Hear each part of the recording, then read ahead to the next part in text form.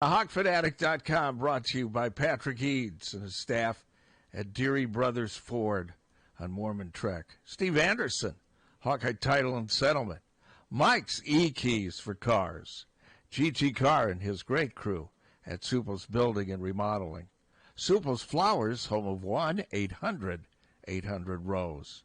The Midtown Family Restaurants. Hertine and Stocker Jewelers, 101 South Dubuque Street, downtown Iowa City. Premier Automotive in North Liberty. The Ox Yoke Inn in the Amanas. Streets Maintenance. Wild Rose Casino in Clinton. Dirk Sterner Taxidermy. And Dr. Lance Forbes Diamond Dental in Cedar Rapids. I will be making an appearance there tomorrow at 1:30. My teeth. I got a cavity.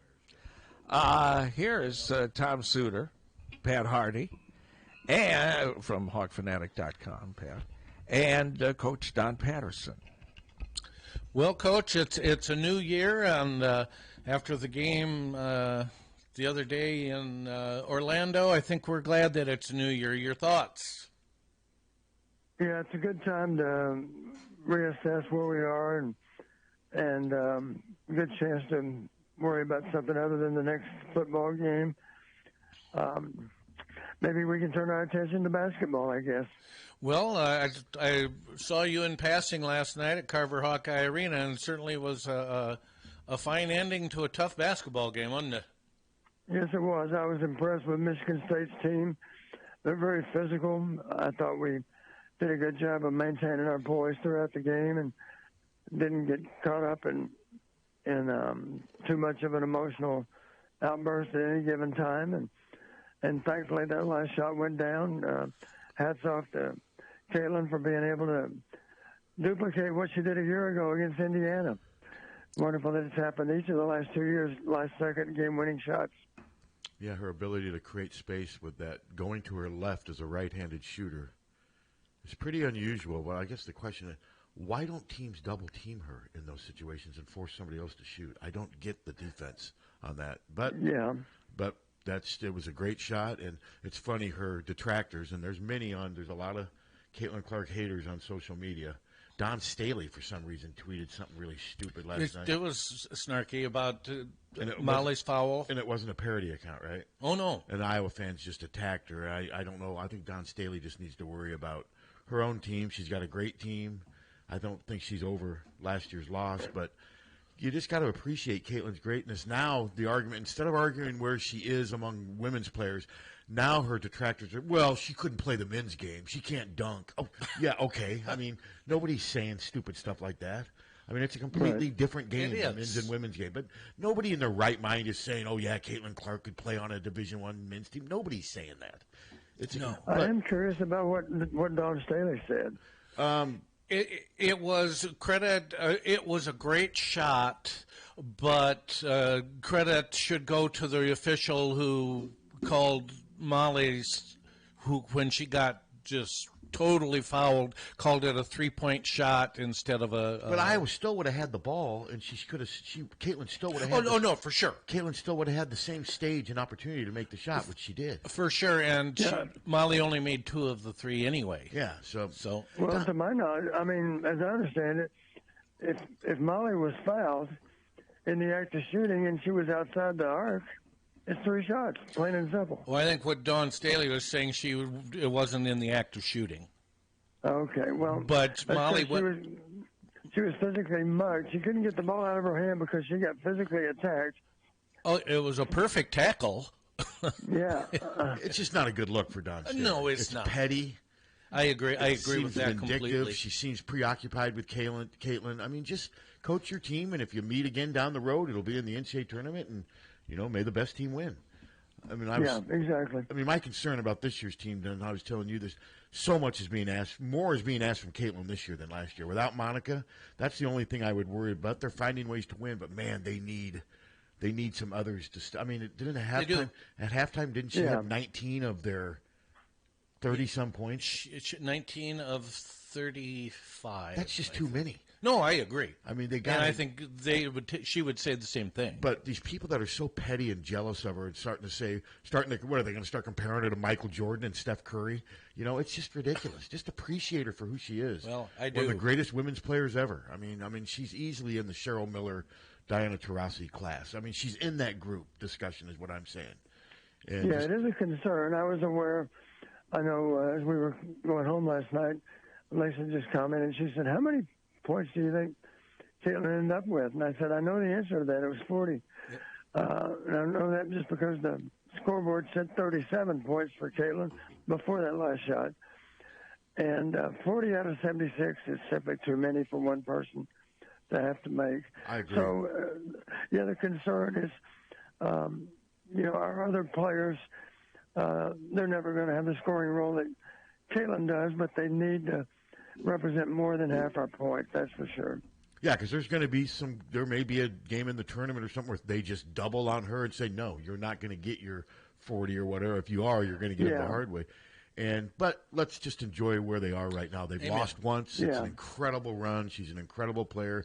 Don Staley just needs to mind her own business. Don Staley was a great player, Olympic gold medalist, one of the greatest. Great coach. Great coach. I mean, she may have the best. Aren't they number one right now? Yeah, they're. A juggernaut. Just be appreciative of what you have, and I don't get the jealousy and the hate towards Caitlin Clark. You've heard me comment in football. One positive way to do things sometimes is to make someone beat you left-handed. You've heard me use that term. Yeah. And it applies to basketball too. One of our concerns has to be maybe more double teams on Caitlin, strategically double team on Caitlin. She's such a good passer. Of course, she may get out of it anyway. Yeah. And find the open teammate. But the bottom line is that we have to be prepared for someone else to play a larger role in scoring. What's just so incredible about her is the fact that she is right-handed, but her most comfortable three-point shot is the step away going to her left. Yep. That is so unusual. I mean, that's just so unusual for a defender who knows somebody's right-handed. They go right a lot, but when they go to make that big shot, she goes to her left. You just don't see that. And she does it consistently. Well, she does it all the time. Yeah. I mean, I was just surprised, though, that Michigan State did not try to double on her. Or at least if they did, they failed miserably. But she had a lot of space to shoot it. I was going to say she's capable of doing the same thing underneath the basket, too. There were times when her right hand was taken away from her from a shot standpoint, and she simply steps underneath the defender and shoots back from the left side of her body near the basket. She can do that and score as well. And the other thing about her is her shot from 25 or 30 feet is the same as it is from 15. Because unlike the men's game, she doesn't really shoot it way over her head. She kind of does. It's not a set shot. You know what I mean, though. She shoots I know what you mean. Right. She shoots it more from her face, shoulders, or whatever. So she gets more of the power from her body instead of just her arms, and it doesn't change from 15 to 30 feet. Now, in a men's game, you can't do that. Your shot's going to get blocked a lot. But this is the women's game. It's a different game. So, I just appreciate her greatness, and the fans this is a thrill that these fans will probably never, ever see anything like this again. You just got to enjoy it. And now let's segue to football. Let's hope that we never, ever see anything like these past two seasons again in Iowa football. And my nephew reached out to me before I came in here, Don, and he asked me an interesting question. Ken O'Keefe has been gone for the last 2 years. He was the quarterback coach prior to these last 2 years. Now, granted, the quarterbacks were not great in 21 or 20, but they weren't as bad as they were in 22 and 20. Is that a coincidence, Don, that he left and things declined, or what? Or are we reading into it? What do you think about that? Yeah, I think there's some correlation there. I do believe. Kenny was a veteran coach and certainly had an idea of how to coach quarterbacks. One thing you can say, just in comparing Deacon to the previous quarterback that we had, I think you have to give our last quarterback credit for at least doing a good job of protecting the ball. Yeah. He was not as consistent as we wanted in certain areas of play, but he also did a good job of protecting the ball. And we haven't gotten that with our current addition, and that's part of the problem. I was asked after the game, what would Coach Fry have done after that goal line interception? And I said, well, based on recent history of Deacon, he might have very well said, get him out. Seen enough. That's what Coach Fry might have said. I'm just being entirely honest. And at the very least, he would have been given one more chance, and of course that would have been the strip sack. He would not have been given a chance to throw the pick six because Hayden would have seen enough, and that's just the truth. Yeah, I don't. But I mean, when they interviewed Kirk at halftime at the game, he basically blamed everyone on offense but Deacon.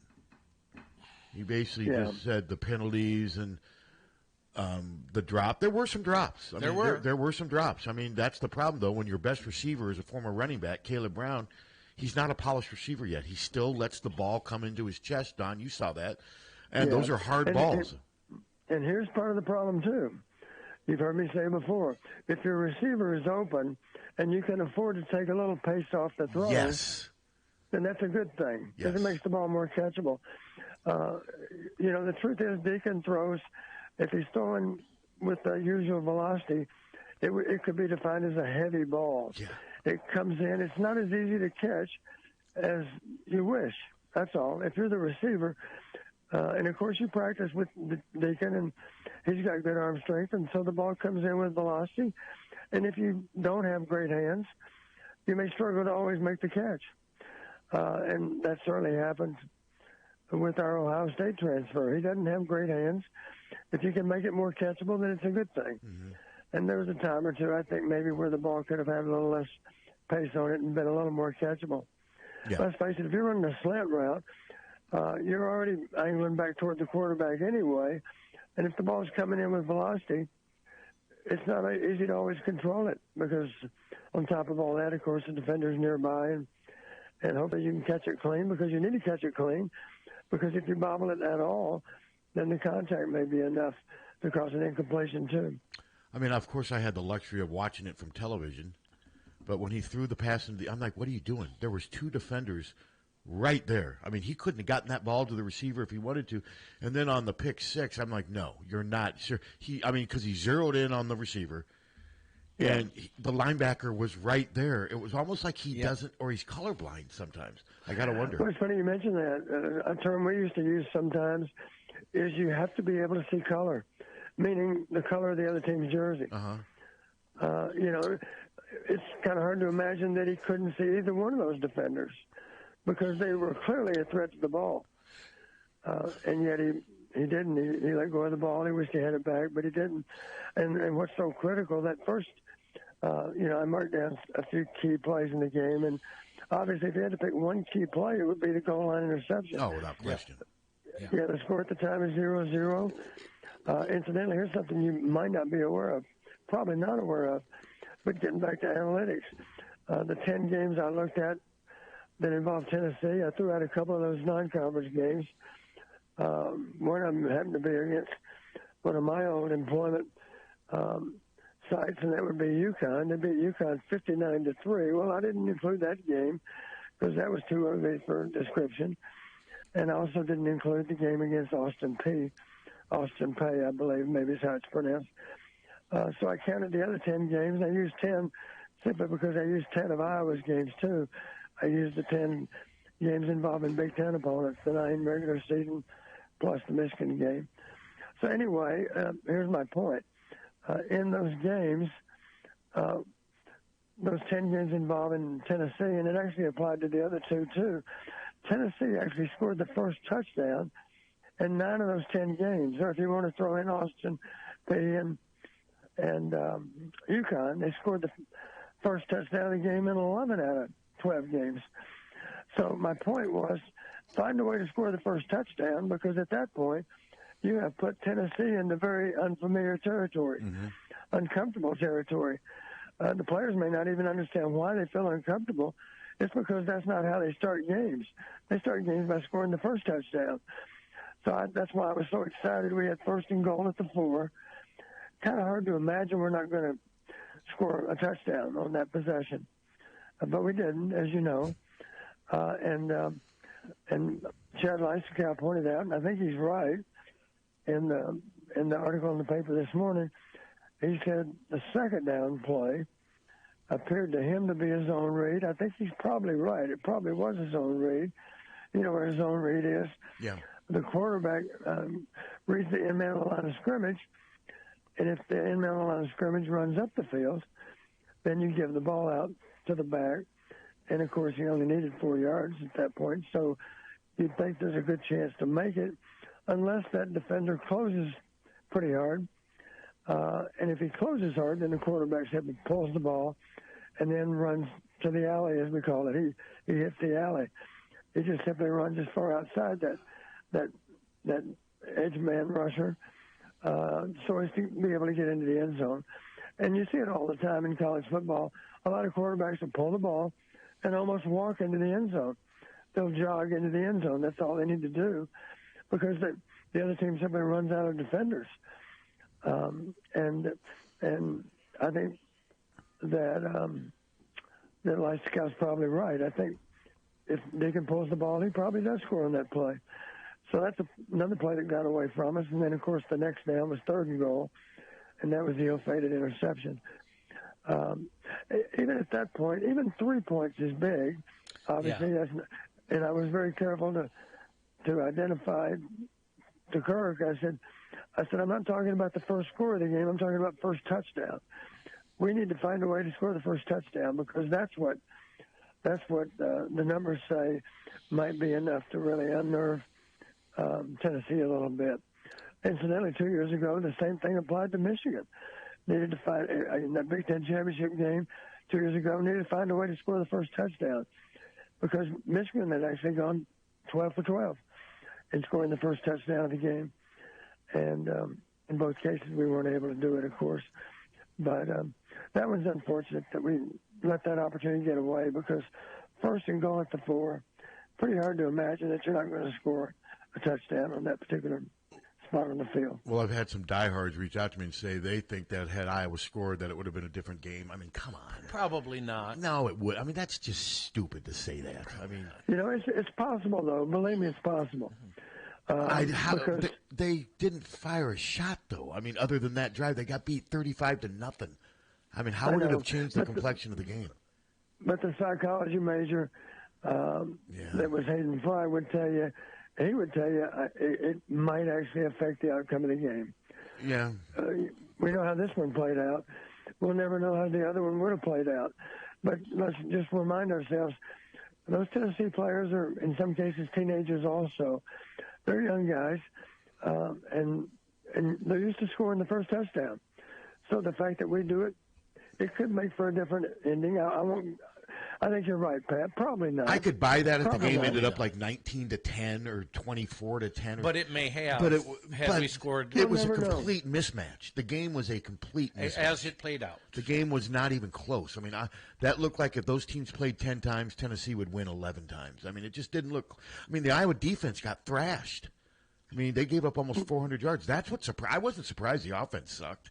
We knew that. The defense, though, was. I mean, that you were right, Don. That Dylan Sampson's a hell of a running back. I mean, he's a good back. Tennessee's offensive line won the line of scrimmage. I did not think that was going to happen. Yes, they did. Yeah. You know, I know that Jay Higgins made the comment, we struggle with our line splits. They had a little extra line splits, which gives you, of course, a little more running room between blocks. And, of course, their spread receivers took our corners out of the game to some degree. We were nervous about playing our safeties low, of course, simply because we knew that they did. Let me point this out. Here's what good offense is. Tennessee has good offense. They won't force you to defend the width of the field. That's 160 yards of width. And they do that effectively, especially with the element of speed. You know, they have a lot of speed in their skill players. But they'll also force you to defend to the goal line. If it's 50 yards away, you got to be prepared to defend on deep throws. And that makes you a little bit nervous about not being as sound as you can be in the back end. You know, trying to be sure that you don't have to load the box to defend the run because you feel like you're a little compromised on the perimeter if you do that. Now, what can make a difference, of course, is having all-conference cornerbacks. We didn't have Cooper DeJean out there. And to be honest, I'm a little bit amused with there's a lot of commentary about is Jamari Harris going to come out and declare for the NFL. I would suggest to Jamari, don't do that because you're not going to project that high. That's just my personal opinion. I think in terms of cornerbacks that project for the draft, he is, to be kind, he's very average. I think he's got a better chance to be a great player for Iowa next fall than to make an NFL team. And part of our problem is we don't have great cornerback play. We don't match up great against teams that throw the ball well. And that's primarily because Cooper's out. And even if you only have one good corner, let's talk about one good corner versus two. You always heard me say, ideally you got two good corners, because if you only have one, then they'll simply attack the other corner. And the only way to counter that, of course, is to roll up the coverage to the side of the weaker corner, and that means that your best corner, of course, is always involved with off coverage, maybe, if you're going to roll the coverage the other way and play zone defense. But at least that's one way to protect that one average corner, is to roll up the coverage, have a safety over the top of the defense to his side of the formation. Hope that makes sense. No, it does. It does. I just thought Tennessee looked way more athletic at the skill positions on both sides, just way more athletic. Yeah, they were. And I give them credit, too. You know what bothered us a little bit was tempo. Yeah. I think the fast play bothered us. Yeah, I think it did. For whatever reason, they ran the ball more effectively than I thought they would. Incidentally, here's another priority for the game, and certainly our players knew about it because I know Kirk and I certainly discussed it. In 19 of those 20 games, the team that ran for the most yards won 19 times. The only exception incidentally involved Iowa. Michigan State actually outrushed us way back in time. We beat them anyway, primarily on the strength of turnovers, I think, and a really well-timed punt return, you might recall. Yeah, remember that game 2 years ago, Don, against Minnesota? Didn't Minnesota outrush them by over 100? Where Ibrahim had 200? Yeah, and Iowa still found a way to win. Yeah, I mean. Yeah, it can be done, but not easy, especially and here's a prime example. Iowa's the kind of team in many cases, especially based on last year's game or 2 years ago, like you mentioned, last year's numbers, we're good enough if we're able to do the things we normally do to not even necessarily have to outrush an opponent. You heard me say before the Michigan game, we don't have to outrush Michigan. We just have to make it close. That's all, assuming that we have an edge on turnovers. And we didn't have that, of course. Assuming we have an edge on penalty yardage, we didn't have an edge there either. I really fully thought we would outrush Tennessee, and as you know, they outrushed us 2-1. Well, I mean, some of the stats that have been out on social media, Iowa played 3 ranked opponents this year, where it's outscored 92-0, averaged 134.7 yards, 1.9 yards rushing, 2.7 yards per play. Those are just historically horrendous numbers. And that game and what I wrote about my column. Oh, and by the way, Don, I find it interesting that you still read a newspaper. You're one of the few people I know that do you still get a newspaper mailed to your door? We do. Wow. We only get one. We get the Press Citizen, that's it. But I just want to know what's going on locally. And, of course, the first thing I do is pull out the sports page. The problem with the Press Citizen, doesn't it have more Des Moines news than Iowa City news sometimes? Mostly. Yeah, but no, I think that's crazy that you're still reading a newspaper, because I just don't know many people that actually physically. My wife does. Does she? Every day. As an old newspaper guy, I'm kind of glad to hear that. Now I've lost my train of thought. What were we talking about? 92-0 against ranked teams. Yeah, against ranked opponents. I think to me that my biggest take from that game Monday was this was just yet another painful and final reminder why Beth Getz or Barbara Wilson, whoever, made this change. I mean, it was just another example of, hey, guys, this is why they're doing this. Whether I know Kirk didn't like it, but something had to be done. You're not going to fire Kirk because he doesn't deserve to be fired. Somebody's got to be accountable for this. Brian's being made accountable for it. Now, as we move forward, Don, do you have a gut feeling who you think it's going to be? I'm still saying, if I had to guess, I'll say Joe Philbin. That's an easy guess. I wouldn't be stunned if it's not him. But what do you think moving forward? Some people are saying, well, Kirk needs to hit a home run higher. He needs to knock it out of the park. I don't think Kirk thinks that at all. I don't think Kirk thinks that it is a crisis like a lot of fans do. I still think Kirk thinks that injuries were the biggest problem this year, and they just got to get better at doing what they do. Sure felt like a crisis when sitting in that stadium, though, man. I'll tell you. Yeah, but it felt like a crisis when they got beat by Michigan 42-3 2 years ago. Sure did. So what do you think, Don? I mean, what's your thoughts moving forward with this coordinator job? Well, let me give some reason for optimism going forward. And that reason for optimism is jersey number 11. Marco Lainez is a combination quarterback. He's a guy that can run and throw. No, he can run, He proved that yesterday.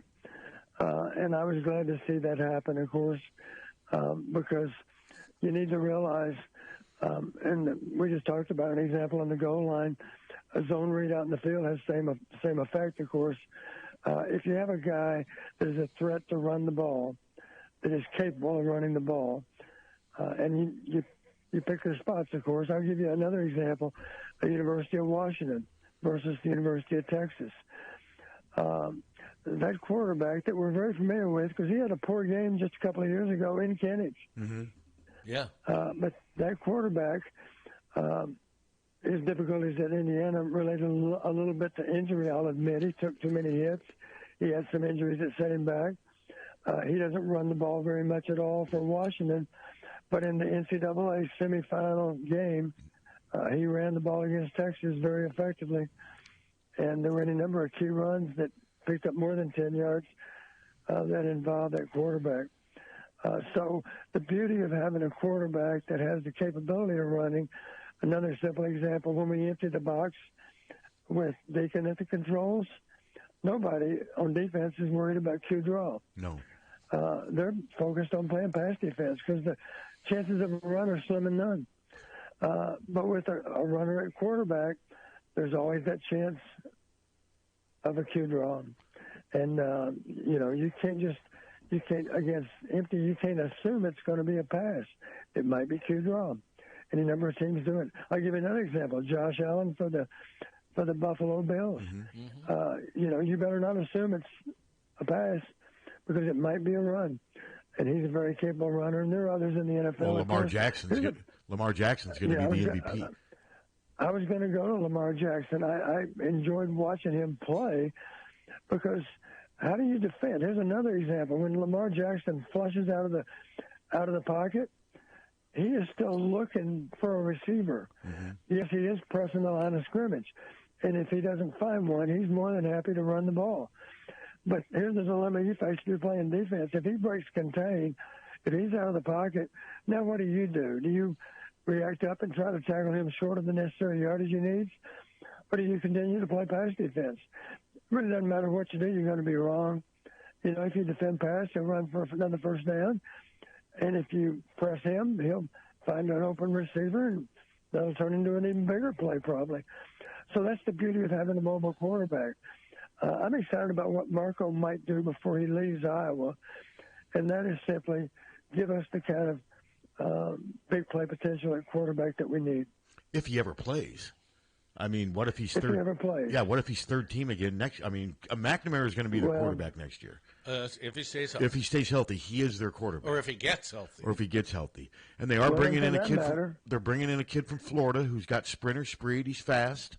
So they do seem to be evolving a little bit because Marco was a better runner than I thought. Now his passing left a little bit. He'd only get 4 yards. His passing was a little rough. I mean, you could tell he's got a ways to go with passing. But you're right though. But Don, what if he doesn't play? Well, I certainly understand you brought up Cade. I think Cade, I made the comment even in early season we're seeing a Cade McNamara that's not at full speed. You know, he's not as good a runner right now because of preseason injury as he really truly is. My guess is next year in game one, we're going to see a Cade that's 100%. And if he's 100%, he certainly is more than adequate as a runner.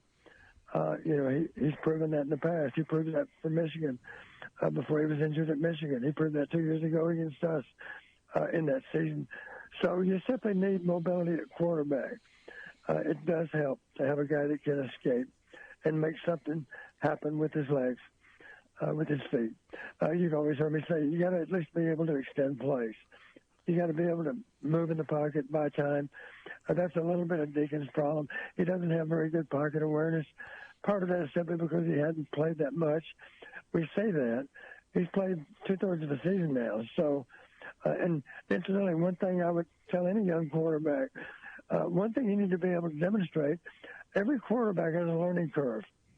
And it would behoove you as a quarterback to demonstrate that you're doing everything you can to make your learning curve steep as possible. You need to learn in a hurry. And obviously, I have to say that Deacon's learning curve has not been proven to be that good. No. Some of the mistakes he's making now are the same mistakes he made, 6 weeks ago, 8 weeks ago. So it's not all on him. It's also incidentally on the quarterback coach. Hayden Fry would say, you're the one coaching him. You got to get him to be more efficient with how he plays. Mm-hmm. And Coach Fry's right. That's a coach's job is to enable a player to improve as rapidly as possible. It's not just on the player; it's on the coach also. And I'm sure John Budmeyer understands that. But the truth is, Deacon hasn't progressed at a very good rate at all. And not trying to beat up on Deacon. I'm just trying to be 100% honest with our predicament that we're in. And Marco didn't set the world on fire from a passing standpoint. But in his defense, let's face it, were they worried about any kind of run play at that point in the game? I don't think so. They were thinking pass and nothing but because we're down 28-0. Yeah, that's part of the reason he had success running too. But he was more athletic than I thought he would be. And I agree with everything you just said about mobility, Don, and yet he never played. I mean, they never played until they absolutely had to take Deacon out because he was embarrassing himself. I know. I'm disappointed with that. I've made that public statement. Kirk and I are dear friends, but I hope Kirk's not offended, but I'm just being 100% honest with all of you. I wished, and I said this during the season, I wish there were opportunities to give Marco some snaps. The Minnesota game. Yeah, and here's a prime example. They've got a freshman that they feel really good about, and they weren't too concerned about him playing in the bowl game, simply because he had played in 4 games this season already. Yes, he had thrown 26 passes in games. 16 of them were completed, incidentally, and so for him to show up, it was the 5th game he played in as a college quarterback. It wasn't the first. In Marco's case, in his defense, it was the first opportunity to take snaps. And I think when you factor that in and factor in the scoreboard, 28-0, I think he did a commendable job. I made this comment after watching the game. He runs a little better than I thought he did. Yeah. Now, I've seen all of his highlight videos and that sort of thing, and I knew he had good escapability. But truthfully, he's a little better runner than I thought. Yep, me too. And I'll give you an example on that. We had 4th and 15. He gained 16 yards. That was a heck of a play. There was another play where he demonstrated several things about being a mobile quarterback. He has at least above average speed and quickness. He also has a greater capacity to change direction than what I thought. Yeah. He can put his foot in the ground and actually change directions pretty radically. That gives you a chance to make a guy miss. And then last but not least, at the end of that play, he knew he needed 15 yards. He also demonstrated toughness. Yeah. On that play, I think he kind of went head over heels. Yeah, he had a somersault. He did. Yeah, but he didn't hesitate to attack for that next few yards because he knew he might need it. And so that was all demonstrated in just 6 runs for 51 yards, but that's still more yardage than anyone else had. Yeah, he was their leading rusher. Yeah, so that's encouraging. I have reason to believe that he's going to become a really good quarterback. I'm not going to sit here and tell you that he should be starting in game 1 next fall. If Cade's healthy, I think Cade will be the starter. But I did say this after the game was over. With all due respect, my hope is, and I understand Cade's not going to be a part of spring ball, my hope is that Marco is actually taking snaps with the ones, because I think he deserves that. And I would simply tell Deacon this, Deacon, no offense, we've had a lot of chance to watch you this season, and you can move up ahead of Marco in the depth chart, but for now, I'm listing Marco ahead of you. That would just be my opinion, that's all. The quarterback coach doesn't have to do that. That's just my opinion. What do I know? I'm just a fan, but I'm a fan that knows a little bit about quarterback play. I'll say that. No, and I agree with you. I'll believe it when I see it, because to me that will be Kirk admitting that everything he did this season was wrong. They could have played Marco 4 games and still not burn his red shirt. It just doesn't make any sense. Well, Kirk's done that before, though. The reluctance to not play a quarterback under these circumstances. Yeah. And I know one of the narratives out there is, well, Kirk needs to treat this like 2014. Remember when he did kind of the reboot? He benched Rudock and made Bethard the starter. He moved practice from late afternoon to the morning. He started taking a few more chances, a little more.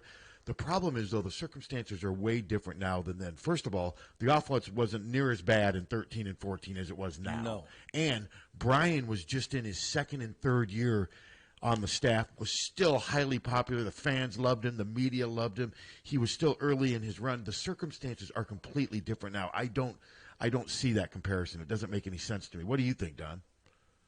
Yeah, I don't know. Let me say this. You've heard me use the analogy. There's that defense.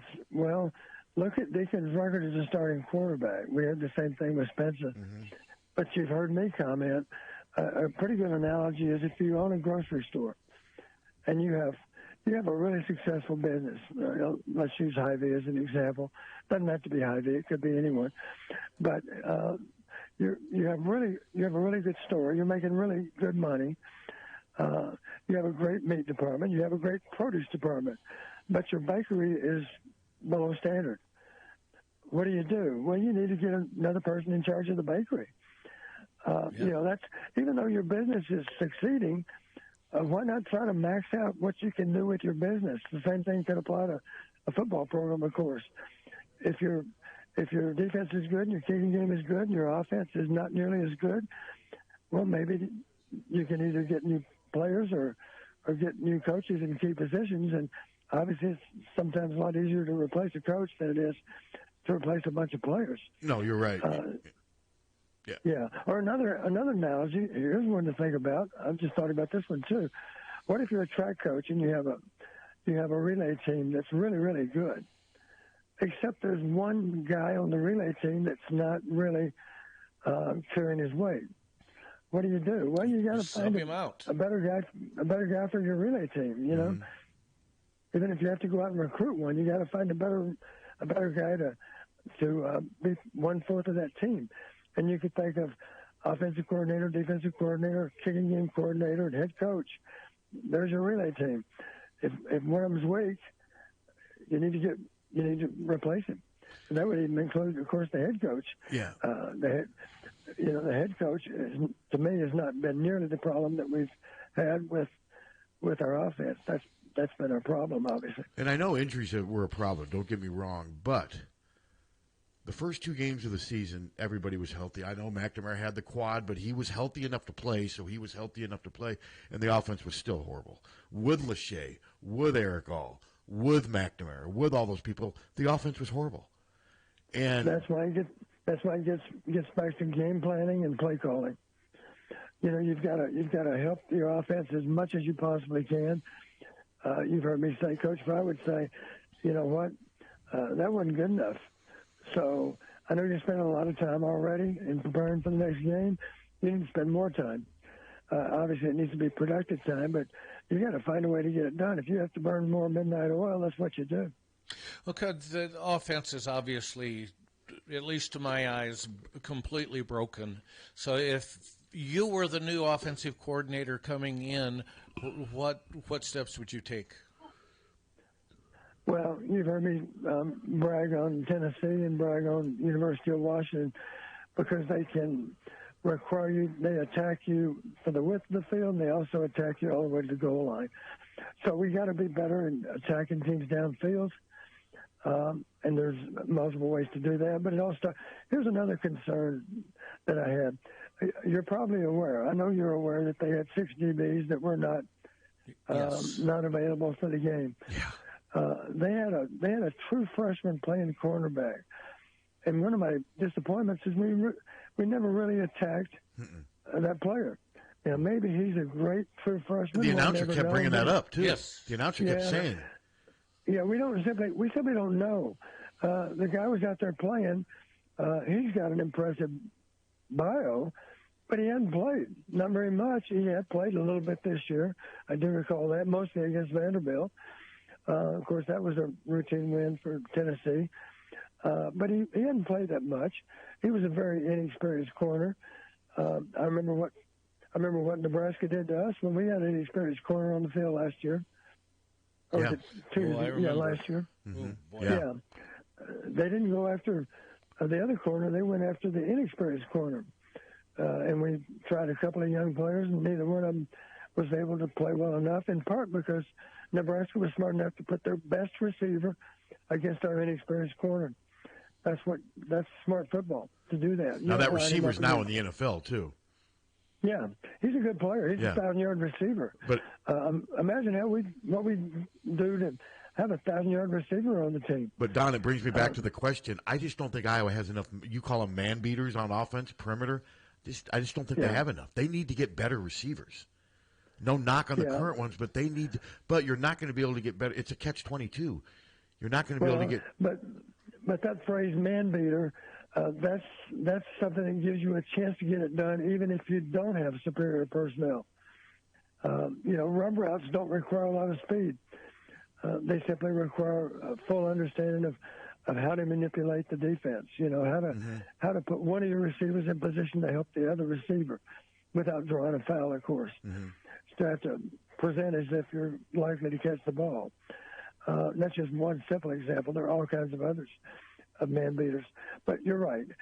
So the next offensive coordinator that Kirk hires has to be better prepared to help our players to win the day on offense, and that does involve game planning. It does involve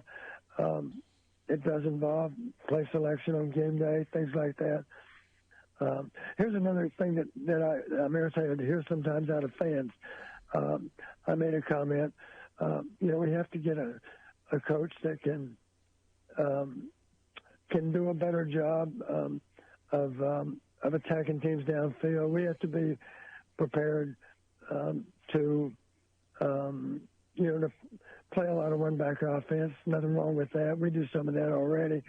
One-back offense for some people is 10 personnel. That's one back and no tight ends. That's not good for us, of course, we have good tight ends. So we're more likely to go with 11 personnel, one back and one tight end. That'd be when we had 3 wide receivers on the field at one time. Or, of course, there's 21 personnel, 2 backs and 1 tight end. And the beauty of what we used to do, we'd go with a lot of 21 personnel on the field. I know one of the things that Coach Ray asked me after Bill left for Kansas State, he said, give me some recommendations on how to improve the offense. And I said, Coach, we have running backs that are more than capable as receivers. Everybody remembers that Ronnie Harmon started off playing wide receiver. Mm-hmm. Ronnie was one of those backs. So was Mike Saunders. Yeah, Mike Saunders is a great example. Let's not forget a guy named Tavian Banks. You can recruit guys that are more than capable as receivers. Here's what we were able to do. We were able to go with 21 personnel, which suggests it's going to be 2-back offense, right? Mm-hmm. You have a fullback and a running back in the huddle. But we would play 1-back offense with 21 personnel. We would take a guy like Mike Saunders and line him up in the slot or motion him out of the backfield. And the reason we could do that is because Mike Saunders could run and catch. And we have backs up right now, I'm sure, that are more than capable of becoming better receivers. And the other beauty of being able to do that, we could go to one-back offense with pro personnel. Now you're really messing with the play caller because you have the personnel that would suggest you're going to have two backs in the backfield. Now you got one. That's a problem. Believe me, that's a problem for a play caller to try to figure out what the formation is going to be because you're using multiple formations with the same personnel. Mm-hmm. Make sense? Yeah. Yes, it does. Yeah, and here's the beauty of that, too. Guess who those fullbacks were? Guys like Rodney Fowler, Kent Call, Lou Montgomery way back in time was a more than capable runner. How about David Hudson? Remember David Hudson? Yeah. Oh, sure. David Hudson ran for 1,500 yards as a high school running back. I know that because I recruited him. He was a 62-foot shot putter, but he was a good runner. So just because David Hudson's the only back in the backfield, you better not assume it's pass because David Hudson is lethal as a runner. Mm-hmm. He had a better rushing average than our backs did. Jeremy Allen. I'm sorry? Jeremy Allen, he was a fullback early in the Kirk run. He's one of the best fullbacks they've had. I'm with you on that. So you're messing with people in terms of personnel. You know, have a fullback that's more than capable as a runner. Maybe he was the high school running back. David Hudson was a stud running back in high school. But he wasn't as good as the running backs we had. But my gosh, he could play all the time if he was a great fullback. And we were more than likely to give him the ball a fair amount as a runner because he was such an explosive back. Matter of fact, that's how he got injured. He had like a 60-yard run, and his quadricep. He tore his quadricep. Yeah, boy, I remember that. Well, the running back rotation in the game the other day was interesting. All five of them played. It just didn't make sense. I mean, Terrell Washington gets in on that first series, has a nice run. Then does he play? Don't see him again. Don't see him again. Don Patterson didn't play till the very end. They put Caleb Johnson in. He gets a couple, then boom, he's gone. I'm all for playing running backs. I like it, but it just seems like none of the running backs now in that game had any chance to develop a rhythm or any flow. You know what I mean? It was just a weird substitution pattern. Yeah, you've heard me say nothing wrong at all with having running back by committee.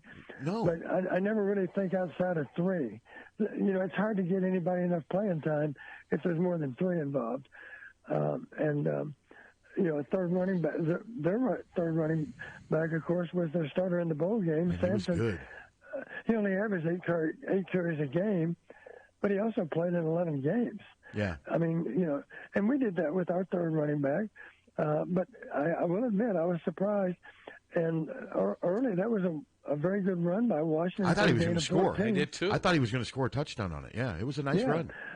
It was a nice run, but the negative aspect of it all, because we couldn't stay on the field, is none of the guys had a chance to really get into a groove. No. They didn't. And, of course, we still would have some issue with how we were run blocking. I don't doubt that. You know, Tennessee's above average with the run defense. But what I thought gave us a great chance to win the day in rushing yardage was simply that they had a 1,000-yard rusher that was out. They had a backup running back that was out. And we discussed the fact that the third-team back is still really good. But he's going to be forced to carry the load, and we don't know how he'll handle that, you know, because he averages 8 carries a game. Well, now we know. He carried the ball 20 times. I think he had, 131 yards? Yeah, you said he was good, and you were right. You said he was really good from what you had seen on tape, and he was good. Incidentally, he had his long for the day was 31 yards. Tennessee only had one super explosive play, but that was 31 yards worth. And they also had a 27-yard pass play. So they had 2 explosive plays for the day, and as you might expect, we had none. Our longest game was a 16-yard run by Marco. Yeah. And the second longest run was by Washington, the freshman running back. Don, I wanted to ask you, a lot of theories out there why the offense is struggling, a lot of focus on the offensive line, and 2 things I keep getting asked. None of the current starters were wrestlers, and because Lindenberg worse, and then we haven't been the same since Chris Doyle. Okay, the wrestling thing, I don't know the answer to that. The Doyle thing, to me, that's That's false because, I mean, they've won a lot of games since Chris Doyle left. And there were many years and seasons with Chris Doyle when the offensive line was average to below average. And the defensive line's been pretty darn And solid. the defensive line has been really good. I'm not going to bash Chris Doyle, but to say that this is all on the fact that they're not tough anymore because they lost Chris Doyle, I don't buy that at all because, like I said, the most overrated unit on the Iowa football team year in and year out over the years has been the offensive line. I mean, there's been lots of years where it hasn't been very good. What are your thoughts on that? Well, I flashed back on something Kirk said a long, long time ago as an offensive line coach. And when we were trying to decide, we were only had a few available scholarships left, and the question came up in a meeting, what do we do with these last two scholarships? I don't recall how many. But I do remember at that point, Coach Fry asking Kirk, do we need another scholarship for an offensive lineman? And there were other coaches, of course, that were campaigning to get another scholarship at their position. And I do remember Kirk saying, you know what, if we get the right skilled player at running back, he's going to make all five of those linemen look better.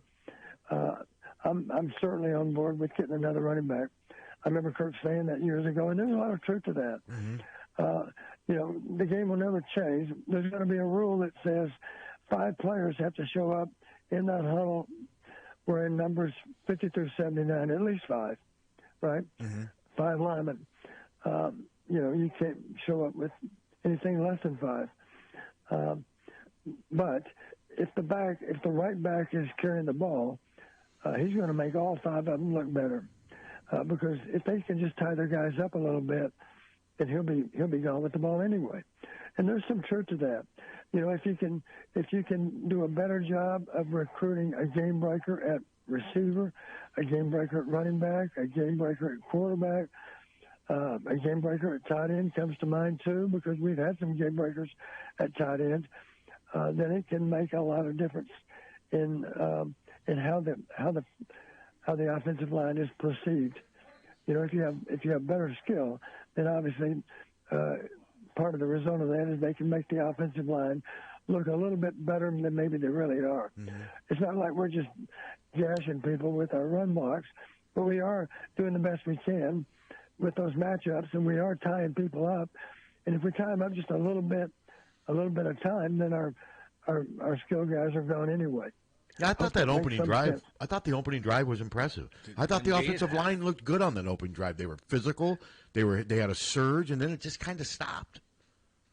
Yeah, there's some truth to what you're saying. I think just the fact that we failed on the goal line, that takes a little bit of energy out of you.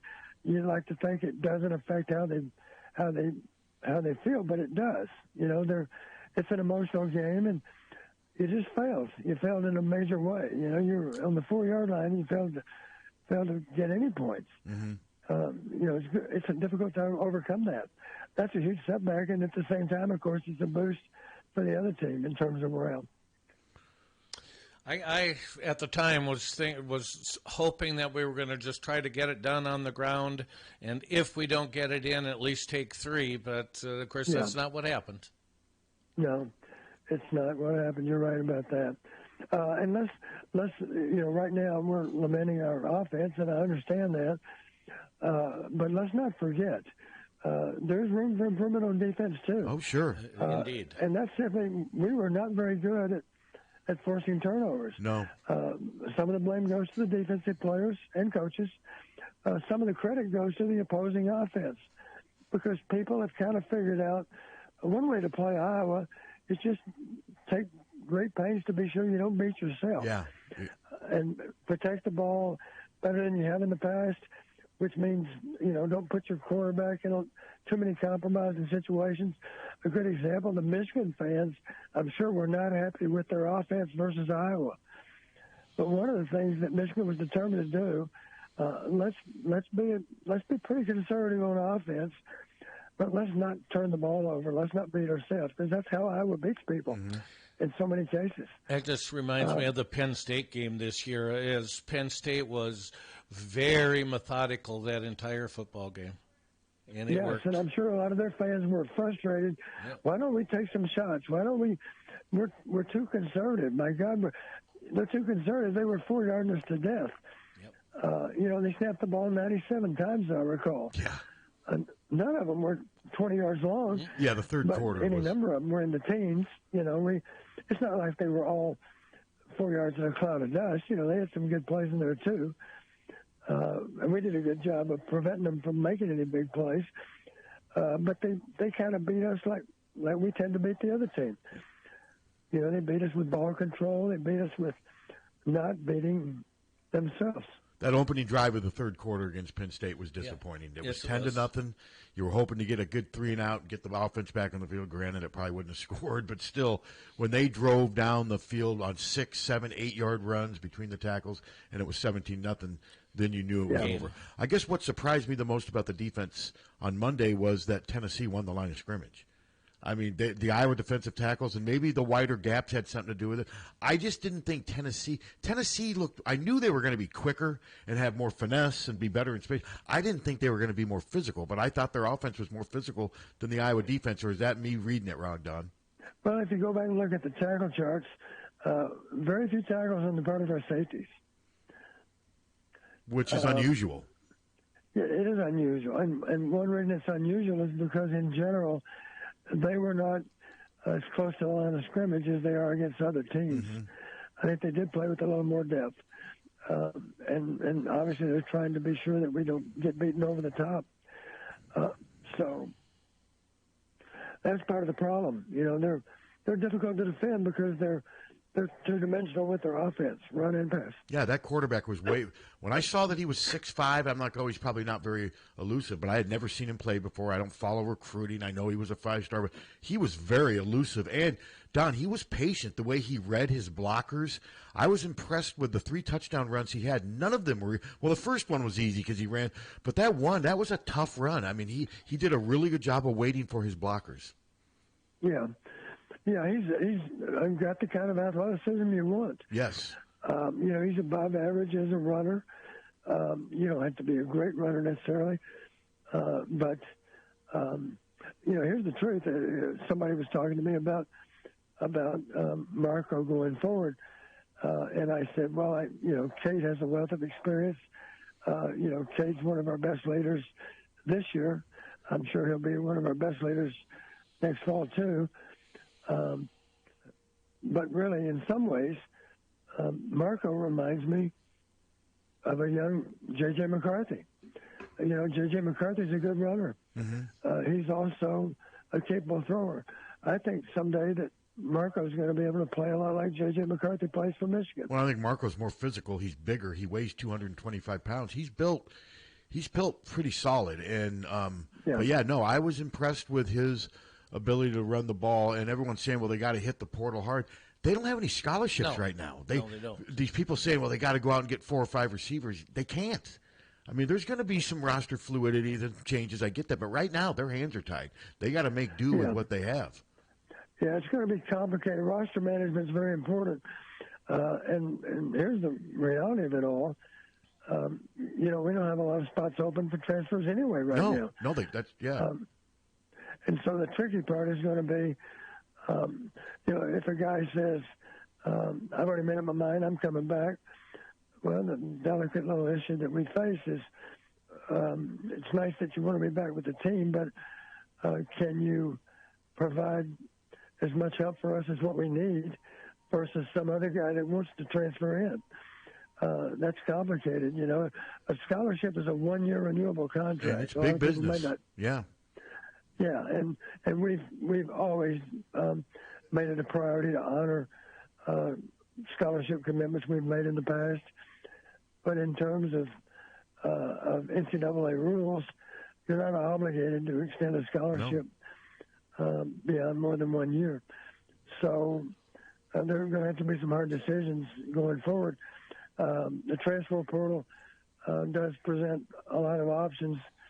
But I think anybody that thinks we can go out and recruit a great transfer quarterback is really probably not very accurate with their thinking. It's only because Cade McNamara is recognized as, one of the team leaders, certainly maybe the team leader on offense going forward. There are others that are good leaders too, of course. That brings up a good time to mention. I'm thrilled that Lachey's coming back. Me too.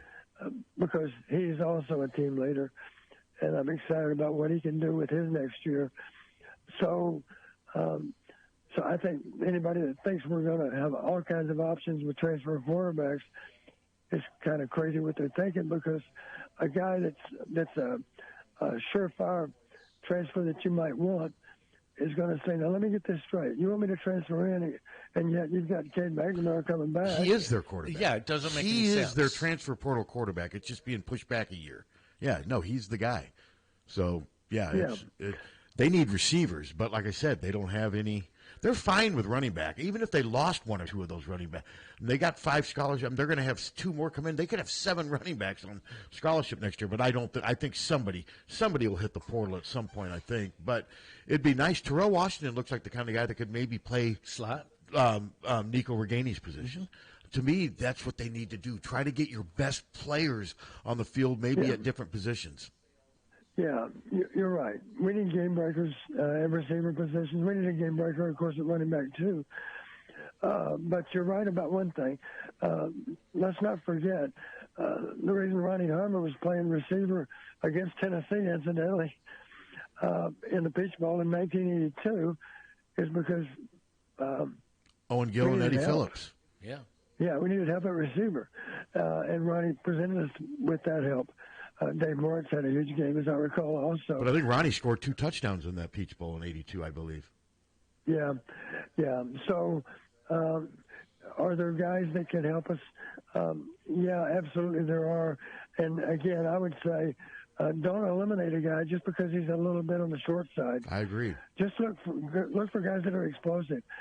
Think back to the guy from Purdue just a year or two ago, Wardell. I can't remember his last name. Rondell Moore. Rondell Moore. Yeah. Rondell Moore, who has been on an NFL roster, I believe, this year. Oh, yeah. He's playing. Yeah, he can play. Let's not forget about that guy that plays for Miami. He's pretty good, but he's also very short. Tyreek Hill. You don't have to be 6'2". Especially if you can run a 10-flat 100. Too, don't get me wrong. I like a tall guy. They can make a play. They can high point a ball. It's great to have both categories. If you're going to have a tall one, he better be able to leap. He better have soft hands and be able to go up and get a ball, high point a ball every time. That's a good thing to have. Yeah. But don't eliminate guys just because they're undersized. Because if they can run like the wind, you can still win with them. There you go. And you got to have quarterbacks that can throw to different kinds of receivers. So it's going to be an interesting spring practice session. It's going to be an interesting off season. And, Don, listen, man, I can't believe this hour went so fast. Now, we're going to do this again on Monday. We're going to preview the national championship game between Michigan and Washington. Look forward to getting your analytics and your thoughts on that. I know you said you need some time to look into that game, and it's going to be an I'll tell you what, man, Washington's wide receivers, I mean, it's amazing teams like Washington make certain things look so easy where Iowa makes them look so hard. I mean, it's everything. And Michael Penix at Indiana 2 years ago, Iowa had his number. And now, 2 years later, he's coming off back-to-back 45. He's passed for almost 10,000 yards in the last 2 seasons. I mean, think about that. It just goes to show. Yeah. So I really look forward to your discussion on Monday as we kind of break down the national championship. And we may still have some Iowa football stuff we can discuss. But we probably will have some, more people announcing whether they're coming back or whether we they're could, but we may not waters. either. I mean, we might not. We may not. I mean, right now we're waiting on Cooper DeJean, Sebastian Castro, and who else is out there? Eric All. Harris. Jamari Harris. But I'm with Don. Where's Jamari Harris going to go? Well, I agree. I mean, is he announcing whether he's going to go to the NFL or come back to Iowa, or is he announcing that he might enter the portal? I don't know. Not everybody's ready for the NFL yet. I'm with Don. I think Jamari Harris, I think he's a good player, but he needs to come back for another year, doesn't he, to get better? the same with Schulte. Schulte's mentioned, is he coming out? I hope not. Well, he's also Because I trying to think decide if he's going to go to dental school. It's not just the NFL. I mean, he's going to get a look. If you're a 2-year starting safety at Iowa, you're going to get a look at the NFL. Do I think he's NFL caliber? I don't know. But he's also thinking of going to dental school too. Yeah, I like Schulte as a player. Don't get me wrong, but I can think of some missed tackles he's had this year too. He's never lacking for effort. He is a quarterback in the secondary. He is. He's a great piece of that defense. You know, he doesn't give up. He doesn't give up many plays, but by NFL standards, I don't know that anybody will take him as a. They're certainly not going to draft him. I don't think. Maybe he can make a team as a free agent. On the other hand, maybe he could come back and make a difference in Iowa season again next year, like he did this year. Yeah. So I hope to see him again. He's a great young man, and if he's going to go to dental school, then I believe he can do that and play football at the same time. I think. I believe you can. I don't know the exact rules, but I think Jamari Harris would really benefit from another year. He's obviously a good player. He's started for 2 years, and what have you. But next year it'll be interesting if Cooper doesn't come back. It'll be different for Jamari. He's not going to have. He might get less balls thrown at him next year if Cooper's not around because they'll be thrown at the other cornerback. So it'll be interesting to see. And, well, Don, listen, this was great. I appreciate you coming on. I love your insight. And we'll do this again on Monday as we get ready for the national championship game. And, Tom, anything else? Nope. We really appreciate your insights, Donnie, and we look forward to Monday breaking down the biggest game of the year. Well, I'm excited about being with you guys next Monday, and I'll tell you why. So often, of course, the analytics from week to week, I'm not able to share with you guys all the analytics. But next week, we don't have a dog in the fight, so I have no issue at all sharing all the analytics with the listeners. And it'll give you a good preview of the game. It'll give you something to focus on as the game plays out on Monday night. And the odds are the analytics will identify the team that wins the game. You know, the game will be won or lost probably consistent with those analytics, because those analytics, let's face it, those analytics are going to involve 28 games, 14 games on the part of Michigan and 14 games on the part of Washington. So those 28 games will tell you a lot about who's going to win the game. So you better get cracking, Donnie. You got a lot of work to do. Look forward to it, Don. Work to do, but we'll get it done, and we'll look forward to talk about it on Monday. Okay. Thanks, Coach. Appreciate it. Guys. All right. All right. Now, we have, I've just noticed on YouTube, we have 999 subscribers now. Is that a lot? Yeah. Yes, it is for us. Sure. Okay. If we get one more subscriber, we can apply to make money off this thing. Off YouTube? Yeah. Oh. Subscribe, people. Yeah.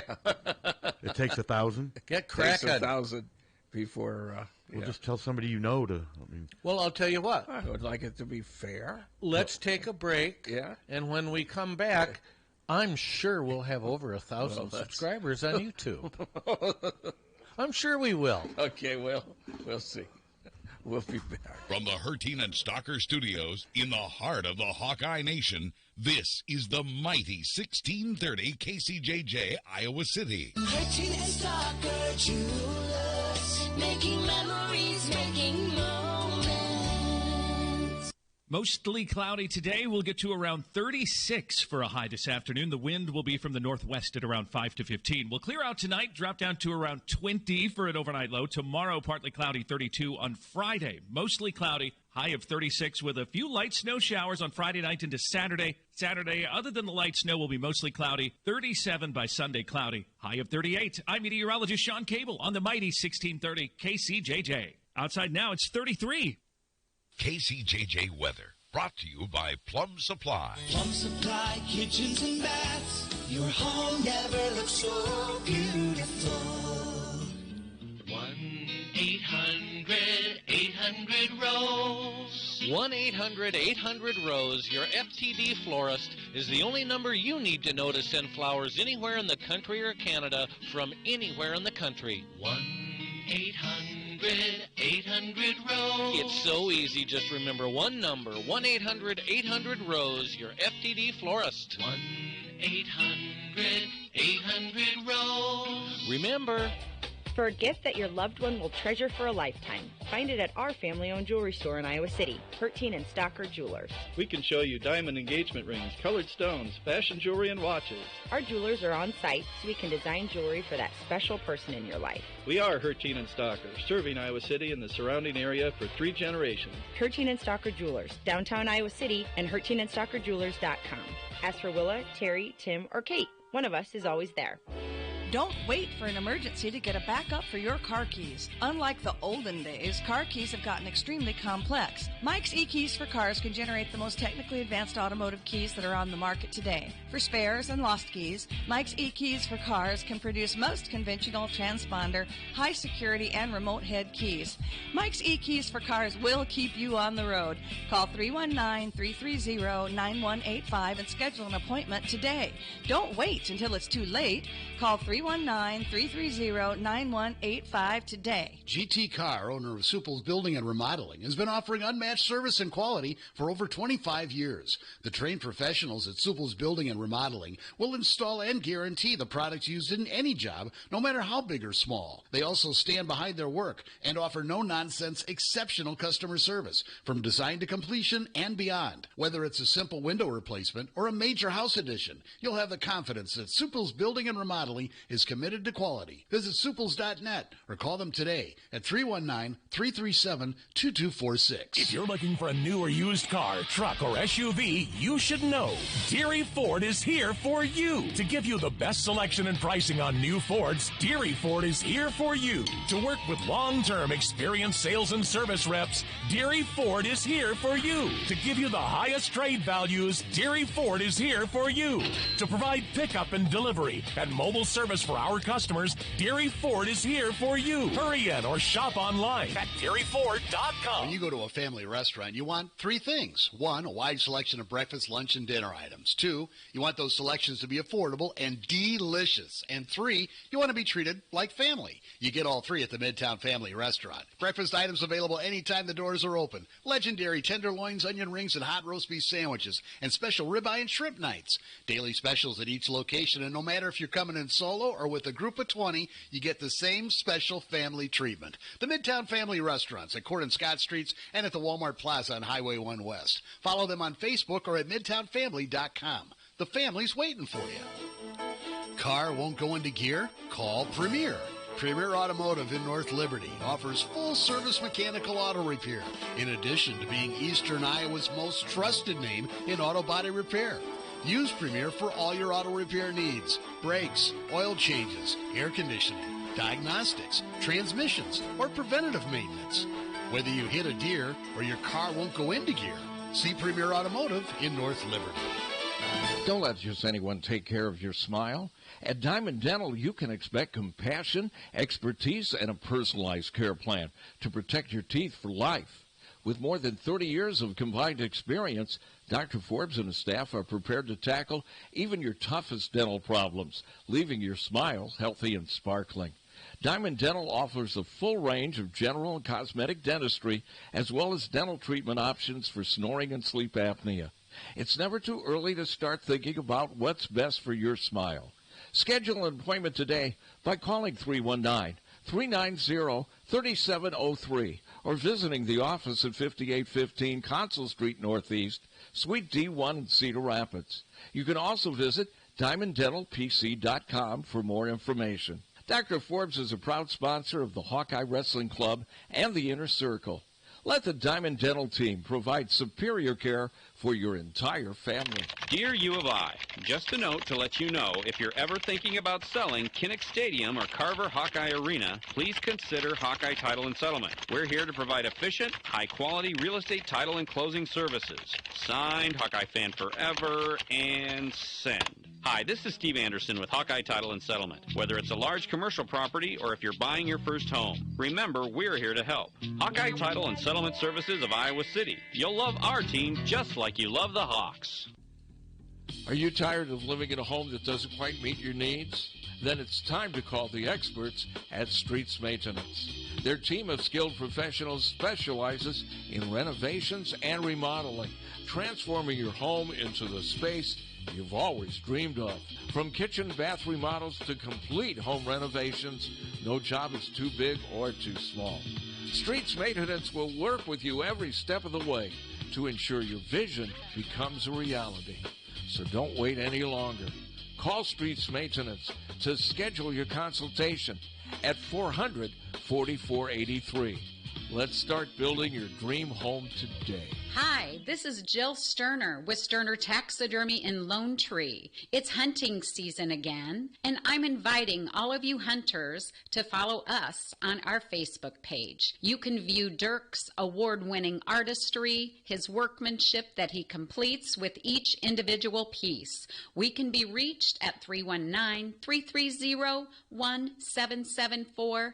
Again, 319-330-1774.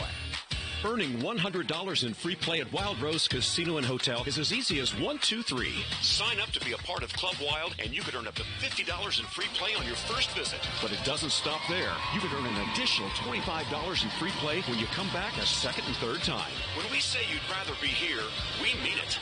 Join Club Wild today, and you could earn up to $100 in free play.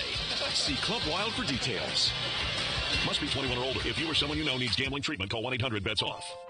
The Oxyokin Sunday Brunch, offering so many choices of fresh entrees and carved meats, homemade salads, waffles, omelets made to order, pastries, 3 tiers of dessert, and so much more. Such a great value. Now serving on Sundays, the brunch buffet only 9 until 2.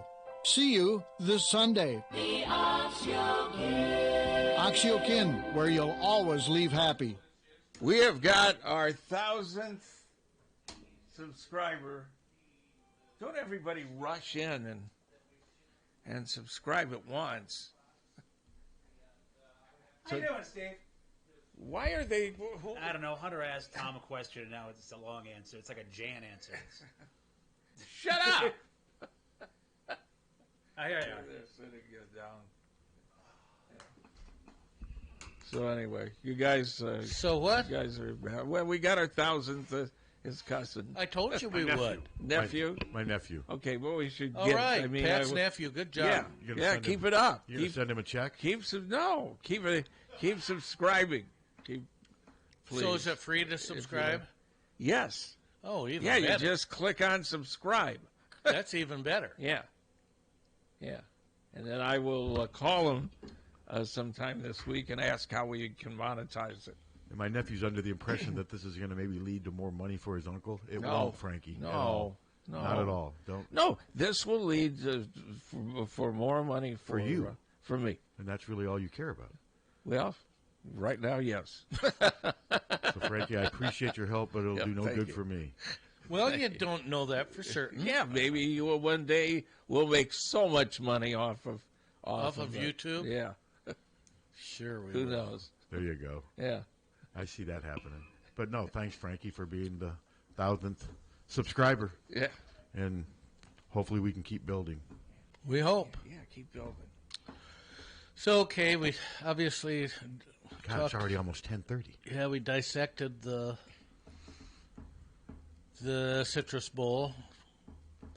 I don't know, boy. The last couple Citrus Bowls I've been to, we haven't won. Maybe we shouldn't be going to those. You know you'll keep going. Maybe it's our fault. You're like the definition of insanity, man. You go do the same thing and just expect the results to change.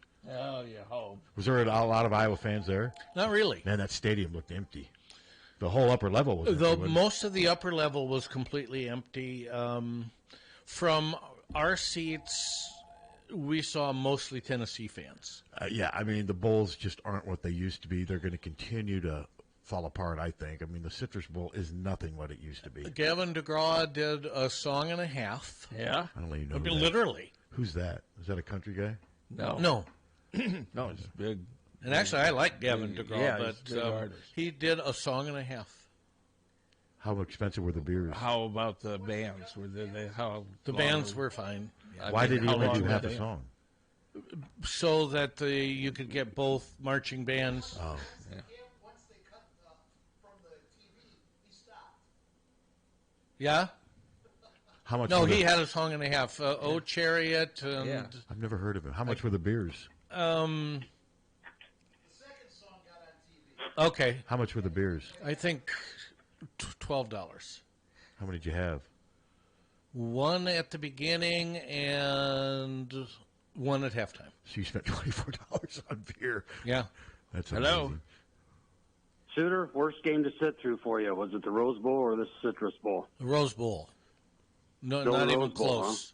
Well, because you probably had more expectations for the Rose Bowl. I had expectations that we would be competitive in the Rose Bowl. And you spent more money. And it was important. And you spent more money, didn't you? Yes. But it was a more important football game. It had some national implications, and this game was an exhibition, as it turns out. Did you have any flight travels or delays on your way back? I saw a lot of people on Twitter missed their flights and had to sit at the airport. And nothing. Well, good for you. Nothing like that. We were delayed by maybe 20, 25 minutes, but no, it was. Okay. And the airport, man, it was teeming. Oh, I know some people in the media missed their flights because it took them so long to get through security, but the airport doesn't care. Their argument would be, well, you need to get here earlier then. Yeah, I know some people missed their flights. And Halas, when I talked to him, he was in Dallas, and he said it was just a miserable return trip. I mean, but that's what it is when you... Well, air travel is no fun anymore. That's why I'm still amazed I made it out of L.A. for the Rose Bowl the way I did. And there are just absolutely no amenities whatsoever. I mean, there used to be, I hate to say back in the day because, times change and I get it, blah, blah, blah, blah, blah. But, when I first traveled back in the 70s, you got a hot meal. Well, when I first started in comfortable. The 90s, you got that. And it was somewhat affordable. So now do you not even get peanuts and pop? We got a Diet Coke for the trip back. No peanuts? No peanuts. No pretzels, nothing.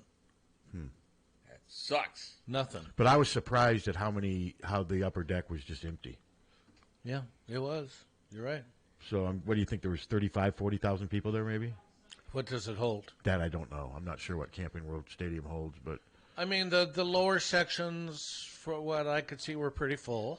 But, yeah, the upper section, no. But my biggest take from that game, though, other than the offensive woes, was just how much more athletic Tennessee looked. And we're talking about a lot of those were reserves.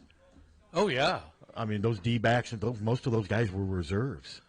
But we weren't good enough, skilled enough offensively to even try to take advantage of them. No. Caleb Brown seems like he's about the only receiver that can get open. And then his problem, of course, is catching. A couple of them. Yeah, he can get open. He just has trouble catching them. But I do agree with Don that some of those balls, they should have been caught. But they're just too damn hard. Yeah.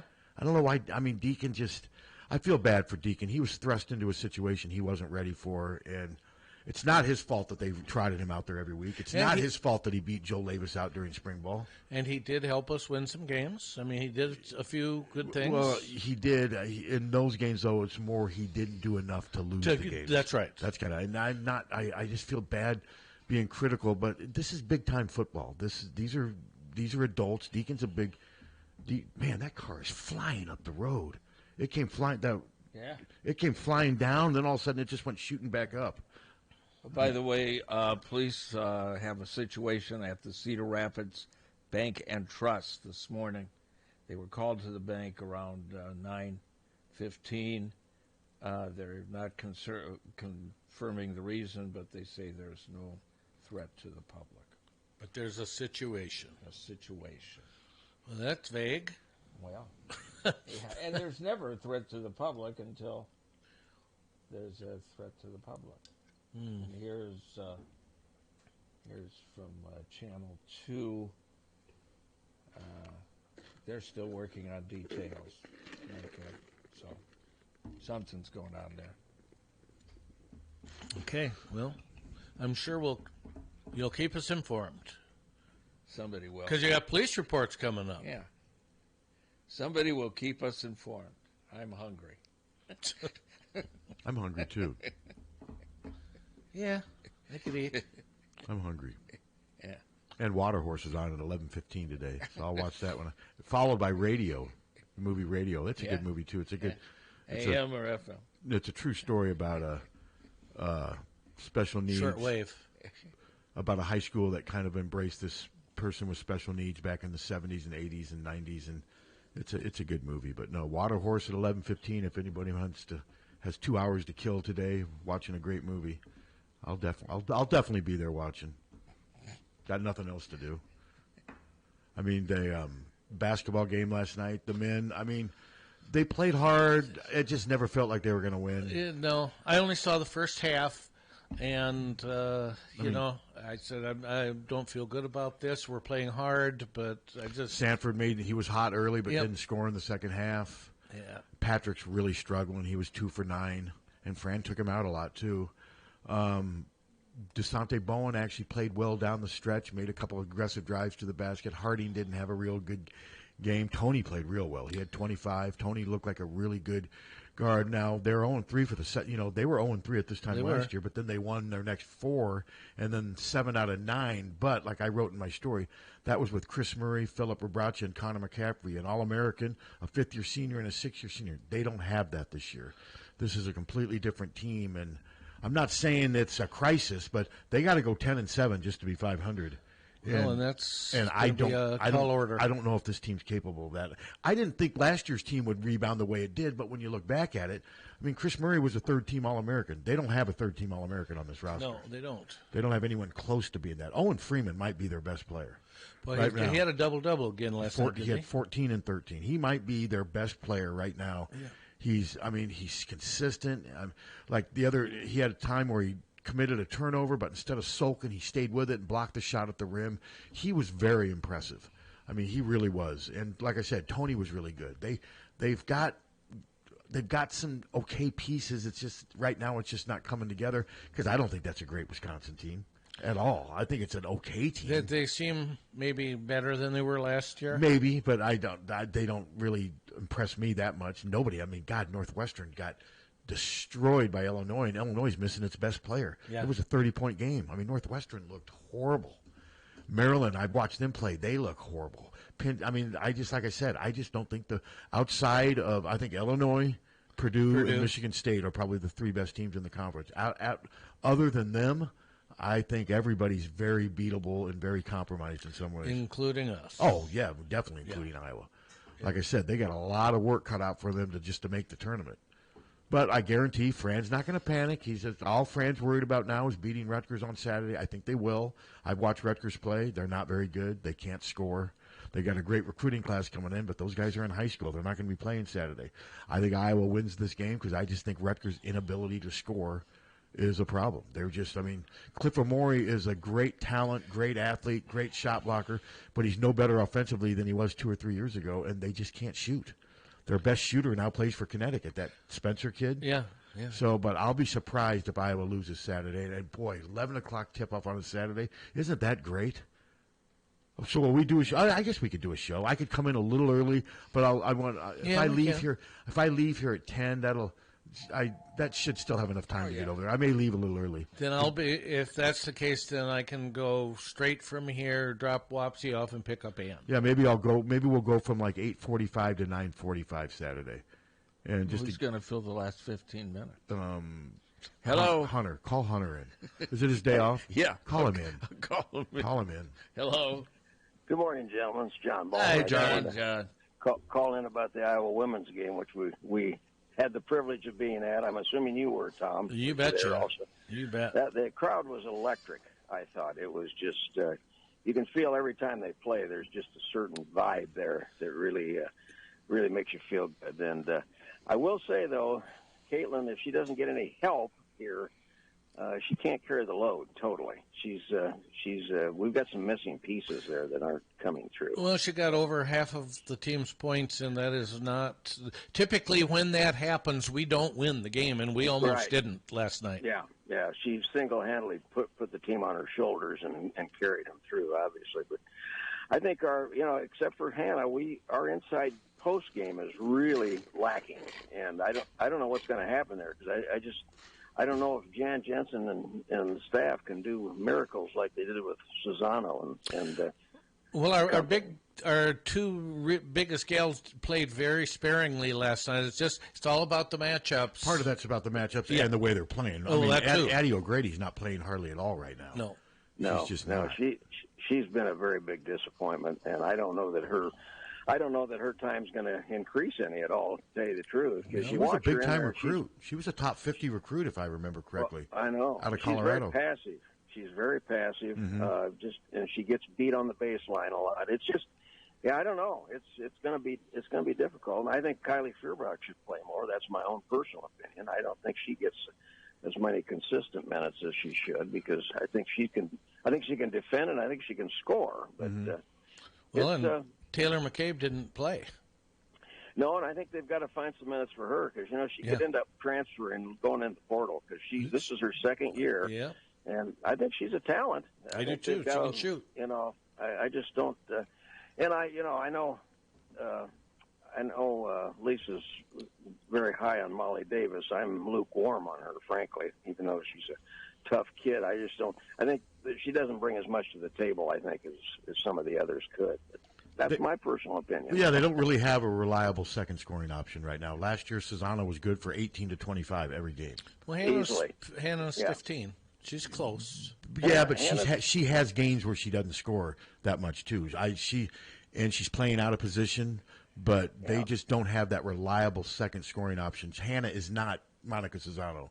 She's nowhere close to being Monica Susano right now, and that's and she's being asked to play a position. She's playing out of too, position. Frankly. Yes. Yeah, that's exactly right. And if she was a power forward, she'd probably be scoring 20-plus points a game. And I think ideally that's what they would like, but they're not getting what they need out of the two centers to move her to. And there are matchup issues too, but no, right now, and I don't want to sound like the gloom and doom, but this team is not as good as they were last year. Right now, no, they're not don't the same think so team either. No, they're fun to watch. Don't get me wrong. They are an enjoyable team, but. Yeah, there's no question. We're going to run into some bumps here. Well, I don't disagree with you guys, but at this point last year, with a similar schedule, we had lost 4 games and we've lost 1. So I think this team's pretty good. I think I think the Big Ten is better, Tom, this year. Though I agree with that as well. And I think we're going to, we'll encounter that on the road probably. And those losses were non-conference losses, some of those. And some, although we lost to Illinois in the opener. I think they played a much tougher non-conference schedule last year than this year. Yeah. And I just think Final Four team. I just think this year's team is not as good as last year's team right now. Yeah, I would agree. Yeah, and they need a more reliable second option, and we'll see. I mean, I'm not saying I don't. We need more consistency out of other players than Caitlin, is how I would put it. And I'm still not convinced Michigan State is a great team. I mean, I think they're better than they were last year. Minnesota came in 11-1. They were terrible. They had players that sometimes couldn't even shoot the ball right. I mean, sometimes a record can be deceiving this early in a year.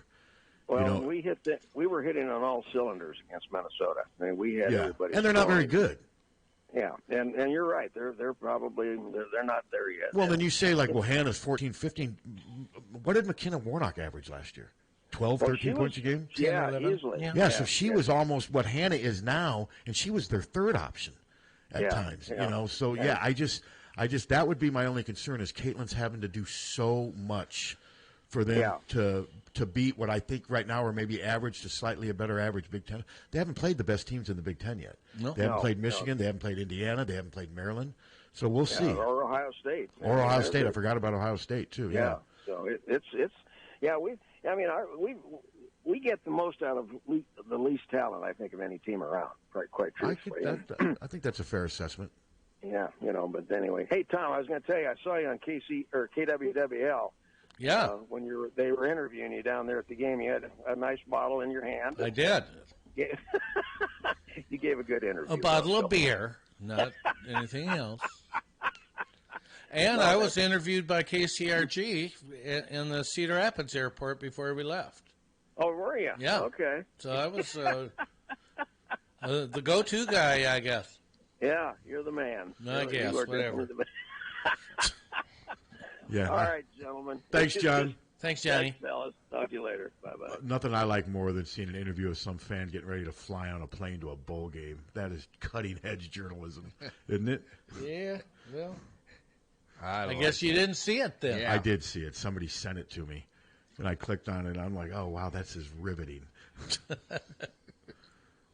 But I'm somebody who's done so many stupid fan stories. When I worked for the newspaper, anytime we go to a bowl game, every day we'd have to, you got to go out and get fan.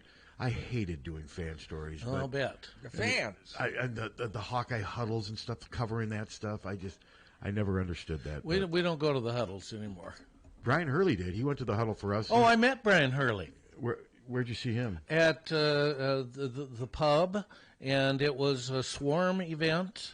Yeah, he was down there. He was covering it for Hawk Fanatic. Yeah, I got a chance to talk to him for about 5 minutes. That's a real nice guy. Yeah, he wrote a really interesting column, his kind of a first-person account of being up in the press box and how the other media people helped him and what have you. So, yeah, I was glad to have Brian down there for Hawk Fanatic. And he lives in Fort Lauderdale, so he actually drove up to the bowl game. It sounds like he had a really good time other than the game. I mean, the game just... But I had not met him before, and very personable. He's a super nice guy. He's a sponsor and an advertiser on Hawk Fanatic. He also has a podcast on Hawk Fanatic, and it's fun doing work with him. He's a good guy. Former Iowa kicker. Answer to a trivia question: who scored the only points for Iowa in the 1993 Alamo Bowl? Brian Hurley. And he was City High kicker. 41-yard field goal. Yeah, he played at City High. Yeah.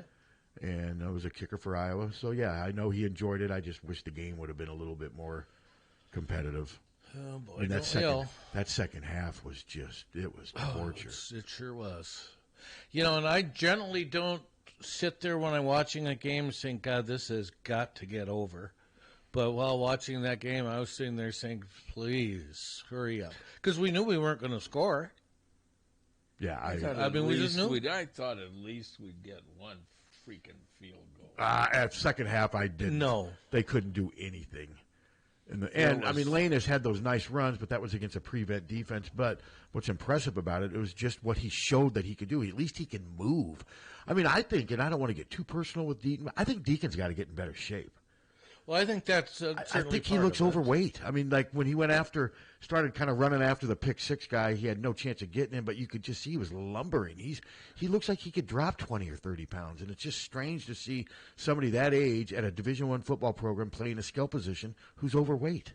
Doesn't he look overweight to you guys a little bit? Yeah, well, he looks built more like a fullback than he is a quarterback. An overweight fullback. Yes. Yeah, and I think that could maybe help him. But I hate sitting here bashing him because, again, it's not his fault that he was the quarterback they chose to use. No. They made that decision. It's not like he held a gun to their head. It's not like he's got photos of anybody, I don't assume. I mean, he must have been their best option. But I'm beginning to think that Kirk is – remember when Kirk admitted – this is what I wrote. Yeah, Kirk admitted when the racial stuff happened that he had a blind spot. I think it's obvious now Kirk has a blind spot with his offense, and I do think some of it's personal. I just don't think he can look. I just think that he's so determined to show that they didn't fail because of Brian. They failed because of the circumstances, and I worry that he's digging himself too big of a hole to climb out of. I mean, there's no question that the injuries didn't help us out this year, but still, you can't be the worst offense in America 2 years in a row. And they didn't have many injuries last year. Happenstance, no. And like I said, the first 2 games this year, they were horrible. Yes. And everybody was playing. They were horrible. I mean, I can't remember. I mean, you felt good with the touchdown pass from Cade to Anderson. And that never happened again. No, and the D-back fell down on that play, too. I mean, something happened to make it to where he was wide open. Yeah, Seth Anderson, I mean, he did play a couple series in the bowl game, but he basically wasn't used the second half of the season. I mean, if they weren't throwing to Caleb Brown or a tight end, they weren't throwing the ball. And, I mean, Nico didn't have many catches. No. Nico had trouble getting open. Nico didn't have a very good year. No, and Nico's, he is who he is. He's not a game breaker. He's not a elite playmaker. They don't have any of those at wide receiver. He's a complimentary They piece. just don't. Yeah. They just don't have many what I would call elite playmakers on offense who can make plays in space. Hello. Pat, you said, but I've been thinking about our quarterback all season. He's like Ben Roethlisberger, but bigger. Yeah, I mean, Ben Roethlisberger was big, but Ben Roethlisberger was not out of shape. Good, though. Yeah, he was a big, strong, muscular guy. And Deacon just looks like he's got a lot of 20 that he could shed, and it would help him, I think. Yeah, and there's just no chance he was going to scramble or even scramble out of the pocket, but he's got an arm. But that's just kind of what I've been thinking, especially when after that interception, like he didn't even try. I don't know. But He didn't make a great effort to go after the guy, but I think he knew that he had no No. chance of catching him. Yeah. And the bank robber's wearing a green jacket. Okay, so they did rob the bank? Well, my wife was going to the Goodwill as it was going on, and she said he tried to rob the bank before it opened. I mean, that's par for this town. This town Jesus. is stupid. Well, how do you do that? I mean, I don't know. trying to break into the ATM? I don't know, but that's what she told me. And then she said, "You think I should go in the Goodwill?" Well, Yeah. he's probably in there in the restroom locked or something. So I don't know. Didn't Oh. sound like much of a threat. Maybe it's Okay. gonna- Everything. It's going to be like Dog Day Afternoon. Yeah. Great movie. Anybody who robs a bank just wants to go to prison. They must, because you're not going to get away with it. Yeah. I mean, with all the You're not video gonna get now, much money anyhow. you may as well just So- wave while you're doing it. Hey, here I am. So a lot of them Yeah. do. Yeah, I mean, you're just not going to get away with that type of stuff. No. Yeah. Okay. All right. Thanks for the Thanks call. for the call. Remember the movie Dog Day Afternoon? Yes. Great Al movie. Pacino. John Cazale and Al Pacino. Yeah. Their robbery didn't go the way Heard they. it here first What's that? from Casino Man. That it was a bank robbery. Oh, that was Casino Man? Yeah. Oh. I was not aware of that. I didn't recognize his voice. He was talking. Is he trying to disguise his voice? Yes. Yes, he is. But banks open at 9, right? Some do. I think most. Most of them open Yeah. at 9, I think. Yeah, some, but I've known banks that open at 10 for some ungodly reason. Hello. I wasn't trying to hide my voice. Must be my phone. No. Oh, it could be. My daughter used to live in Florida, but she lives in California now. And she flew out about early morning of the Iowa game back to California from Orlando. And she was on the plane with some of the Michigan coaching staff. And I don't know what they were doing and what they were doing from Orlando. They even offered her tickets. I thought the thing had been sold out. Offered her tickets to what? The Rose Bowl. Oh. But she didn't know what the Rose Bowl was, so she didn't need them. They were hitting on her. She's damn good looking. Hey. It's your daughter. Who is this, Trump? Daughter. My girls, I mean, everybody tells me they can't be yours. It had to have been the mailman or the Schwan or the Schwan's man. I don't know how I did it, but it was fun. Well, good work, you. Thank Yep. you. Have a good day. My nephew reached out again. I'm requesting Captain Play's Hunger Strike by Temple of the Dog after the show for being the 1,000 subscriber. I have no idea what that is. Temple of the Dog. We don't play Temple of the Dog. Is it Does KFMH? I have no idea. No? What kind of music is it? Is that like? Isn't it? I have no. I'm I've guessing it's not acoustic. I've never heard of it. Mellow harmonies. I've never heard of Temple of the Dog. No, there's a temple and there's It was a a dog. one-time project, although they're talking about doing another after the lead singer of Mother Love Bone died, and it's like members of Mother Pearl Jam Love. and Soundgarden and Okay. all Also these grunge grunge. bands from Grunge, Seattle. okay. It's a really good album. We played it with KRNA. Did you say Mother Love Bone? Mother Love Bone was this big Seattle band. Sounds like a before porn grunge hit. star, doesn't it? Wow. We can play some Mother Love Bone. I can provide some of that. No, I don't think so. Phones are ringing off the hook. Yeah. Hello. Go home. Uh-oh. Got through the defense lines. Yeah, screw the son of Our a phone screener leaves a little something to be desired. You nipped it in the bud, though. Yeah. Nip it in the bud. Yeah, nipping. But he got his point in. He did. Yeah, He did. Yeah. So him or Southern Justin? Well, this morning, What'd we miss? I heard Southern Justin. I didn't hear what he said, but that he was at a bar for New Year's Eve, drinking Budweiser. Okay. And there were a lot of colored people in the bar. Oh. Okay. Use that term, I guess. Yeah, the term isn't. He used the term colored? Yeah. Yes. You should have said, well, yeah, you were part of it. You were the color white. Yeah. So was he in Burlington? Yes. Yeah. Yeah, there's some black people that live in Burlington. There's black people that live everywhere. Yeah. Not everywhere. I guarantee I could find you a town in Idaho where there's not a black person. Oh, you can find towns in Iowa. North Dakota, Iowa, yeah. They're not living everywhere. All right, well, they're... Maybe with this, it's got maybe time to move on. It's your guy. He's your guy, I know. Suter. I know. He's your find. He's your talent. Yeah. Yeah. Yeah, I didn't do anything for New Year. Hell, I was asleep. Then I woke up at like 1:45 and couldn't get back to sleep. But I was asleep when it actually struck midnight. I was too. Yeah. Well, I was up, but I was up to pee. Yeah. Even in my hardcore party days, I've always thought New Year's Eve was overrated. We didn't even really watch. We watched some thing on Discovery. We didn't watch any of the New Year's stuff. Oh, I hate that stuff. But we watched this thing on Discovery where this guy with his family goes out, and there's homesteaders in Alaska. Yeah. Only they pick the worst places to settle, and then they make them, they make them a home and get them like solar energy and crap. But is this like a reality show, you mean? Yeah, it's on Discovery. Yeah. Oh, Jesus.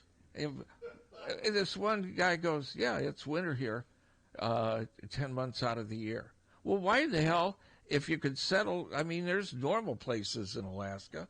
Why in the hell are you going out there to settle that? Why in the hell are you watching that? Huh? See, that's a legit question. It was interesting. Wow.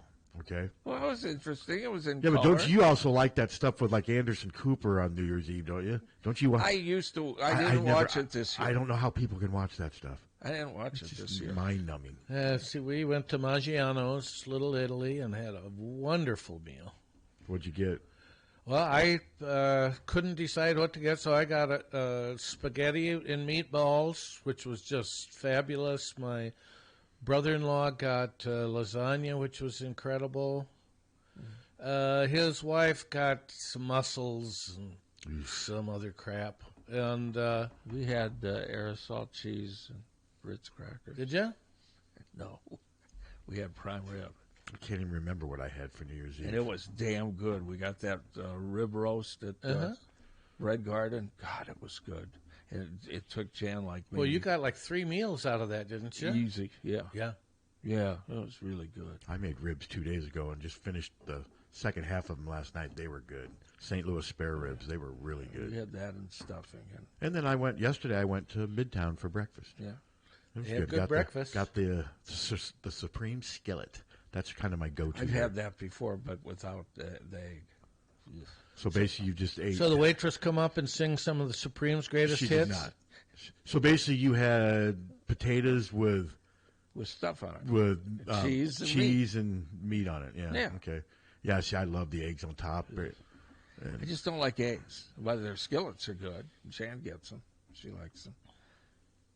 Last time I was there, I just got French toast, and it was good. French toast is real good. Yeah. God, I haven't had that. I never order it. Even though that's got egg. It does. But it's butter. And It's cooked into the bread. Cinnamon, syrup. Yeah. But no, I'm not a huge egg fan, but I love it with stuff like skillets because I like to break the yolk and mix it all together. And it's really good that way. To me, that would be kind of dry without it. But no, it was no, it was good. I hadn't been there for a while. I had like an hour to kill, and I was hungry, and so. But yeah, Midtown's always. We go there at least once a week. Midtown's great. I tried to go to Black Angel, but it wasn't open. It was not open at like 9:30 on what day?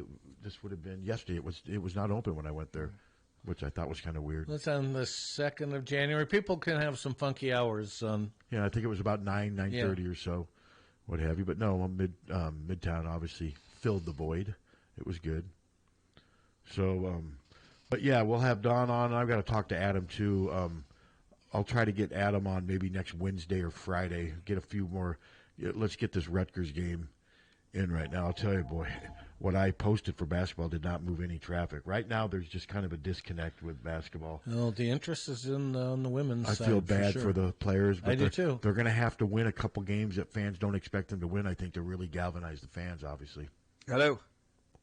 Hey, guys, fix the winter blues for boys sports. They need to get the Ice Hawks out there for the Iowa hockey team. Let's go ahead and just someone cut a check, start that program. For the Ice Hawks? Yeah? Yeah. You mean a men's hockey team at Iowa? Yeah. But then what, women's sport? And women's, both. Yeah, I mean, I wish it would happen for you, but do you realize how expensive that would be? That's why if I would have won that, 240 trillion or whatever, that would have been my first thing. I would just cut a check and said, start them now. There you go. Hey, that's a neat idea. All I have to do is win the lottery. And one winner in Grand Blanc, Michigan. And what did they get after taxes? Yeah. Wasn't it like almost a $500 million? Oh, yeah, no. You imagine just one So winner. they got a check for $500 The lump million? sum is like $500 million because it was way up. It was like 800, 900 million, wasn't it? And only one person won, and it was a suburb of Flint. Maybe they'll donate to the water system up there so they can start drinking better water. Two things, and then and this is off that. I don't know how they're affording it because I've always heard they're broke. There's this hockey deal, this podcast that I listen to, and they're saying that the next two Big Ten teams are Illinois and Northwestern are going to be starting hockey programs. Okay. And the only reason it ain't now is because COVID kicked it back 2 more years. Oh, yeah. Because it ain't cheap. And then do you think that if it's Joe Philbin or if it's somebody that, he's mainly offensive line, it has to be a guy that has some, like Paul Christ, who does quarterback stuff. Would you not think so? No, I don't think. I with Kirk, nothing. Joe Philbin hasn't, quote unquote, been a quarterback coach, but he's been a coordinator for 2 different NFL teams. He's been an NFL head coach. I would like to think by now you would think he knows how to work. It's not rocket science, and Christ has more of that. But I think Philbin, to me, seems more realistic because to me he would stick with Kirk, whereas Chris could come and have one good year with Iowa and boom, be gone. Yeah. I think Philbin would have more of an allegiance to Kirk, but I could be wrong too. I mean, I've had a lot of people tell me they keep hearing it's going to be Philbin, but nothing's official yet. I mean, we don't know.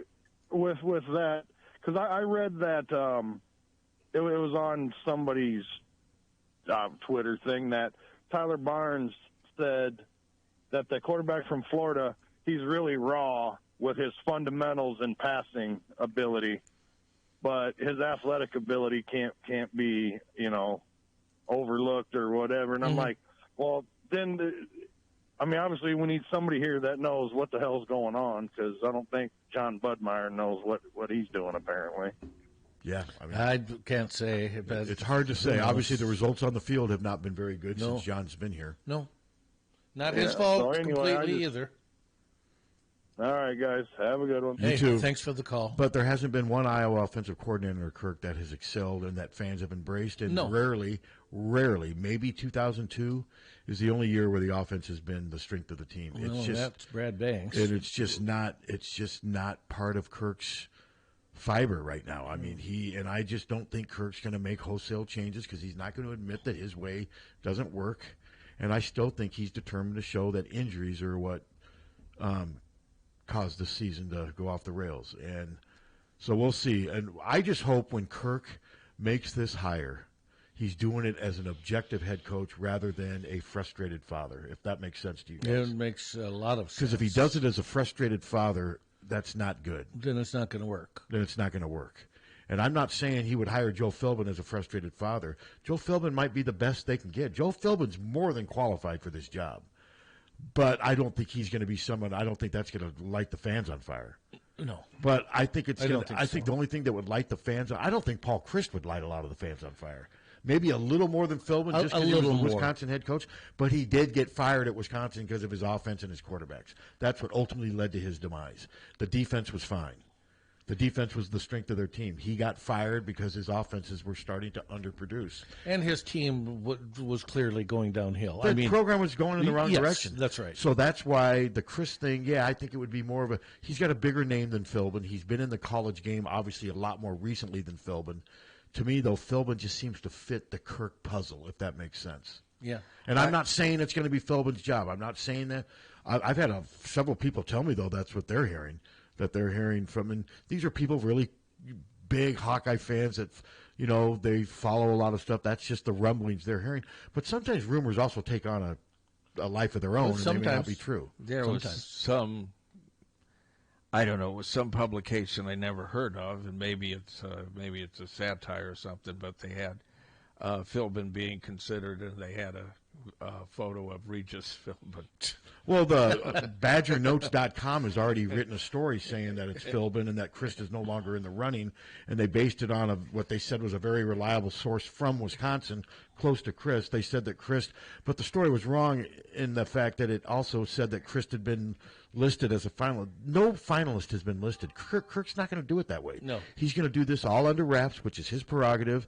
But it basically said that Chris Back has no longer in the running because Philbin has already accepted the job in principle. You know, that's the thing I tweeted a couple of weeks ago that somebody had told a friend of mine, two people very close to the football program is all I'm going to say. I'm not going to say who they were.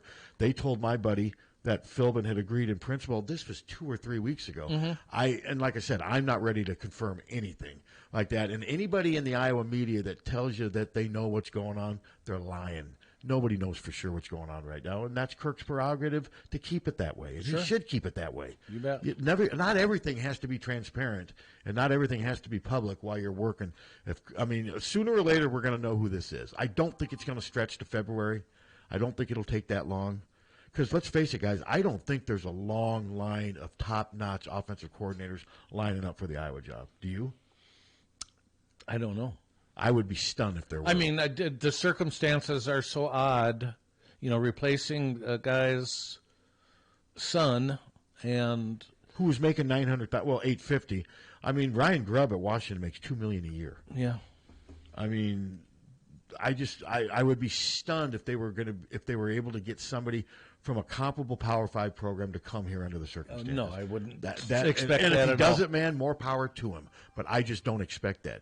To me, Joe Philbin makes so much sense to where maybe it's just too obvious. Well, the two main names that have come out in the media has been Paul Christ and Joe Philbin, and currently now, what are both doing?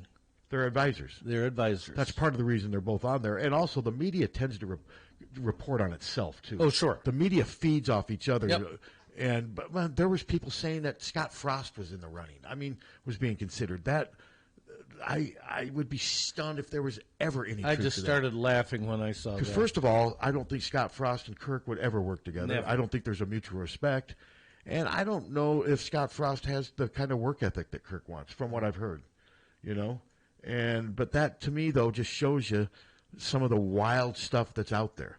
And I'm not saying Scott Frost is lazy or anything, but I just don't think Scott Frost and Kirk are on the same page about anything when it comes to relating to kids, how to work a daily operation football program. When I read that, I'm like, this is insane. This is so asinine. But I'm sure for whoever was reporting that for that day, it probably got a lot of page views. Well, I imagine it did. And that's, for a lot of people, that's all that matters. Attention, pandering, page views. Pandering. Yeah. Do you pander? Yes. What are your thoughts on pandering? Proudly panderer.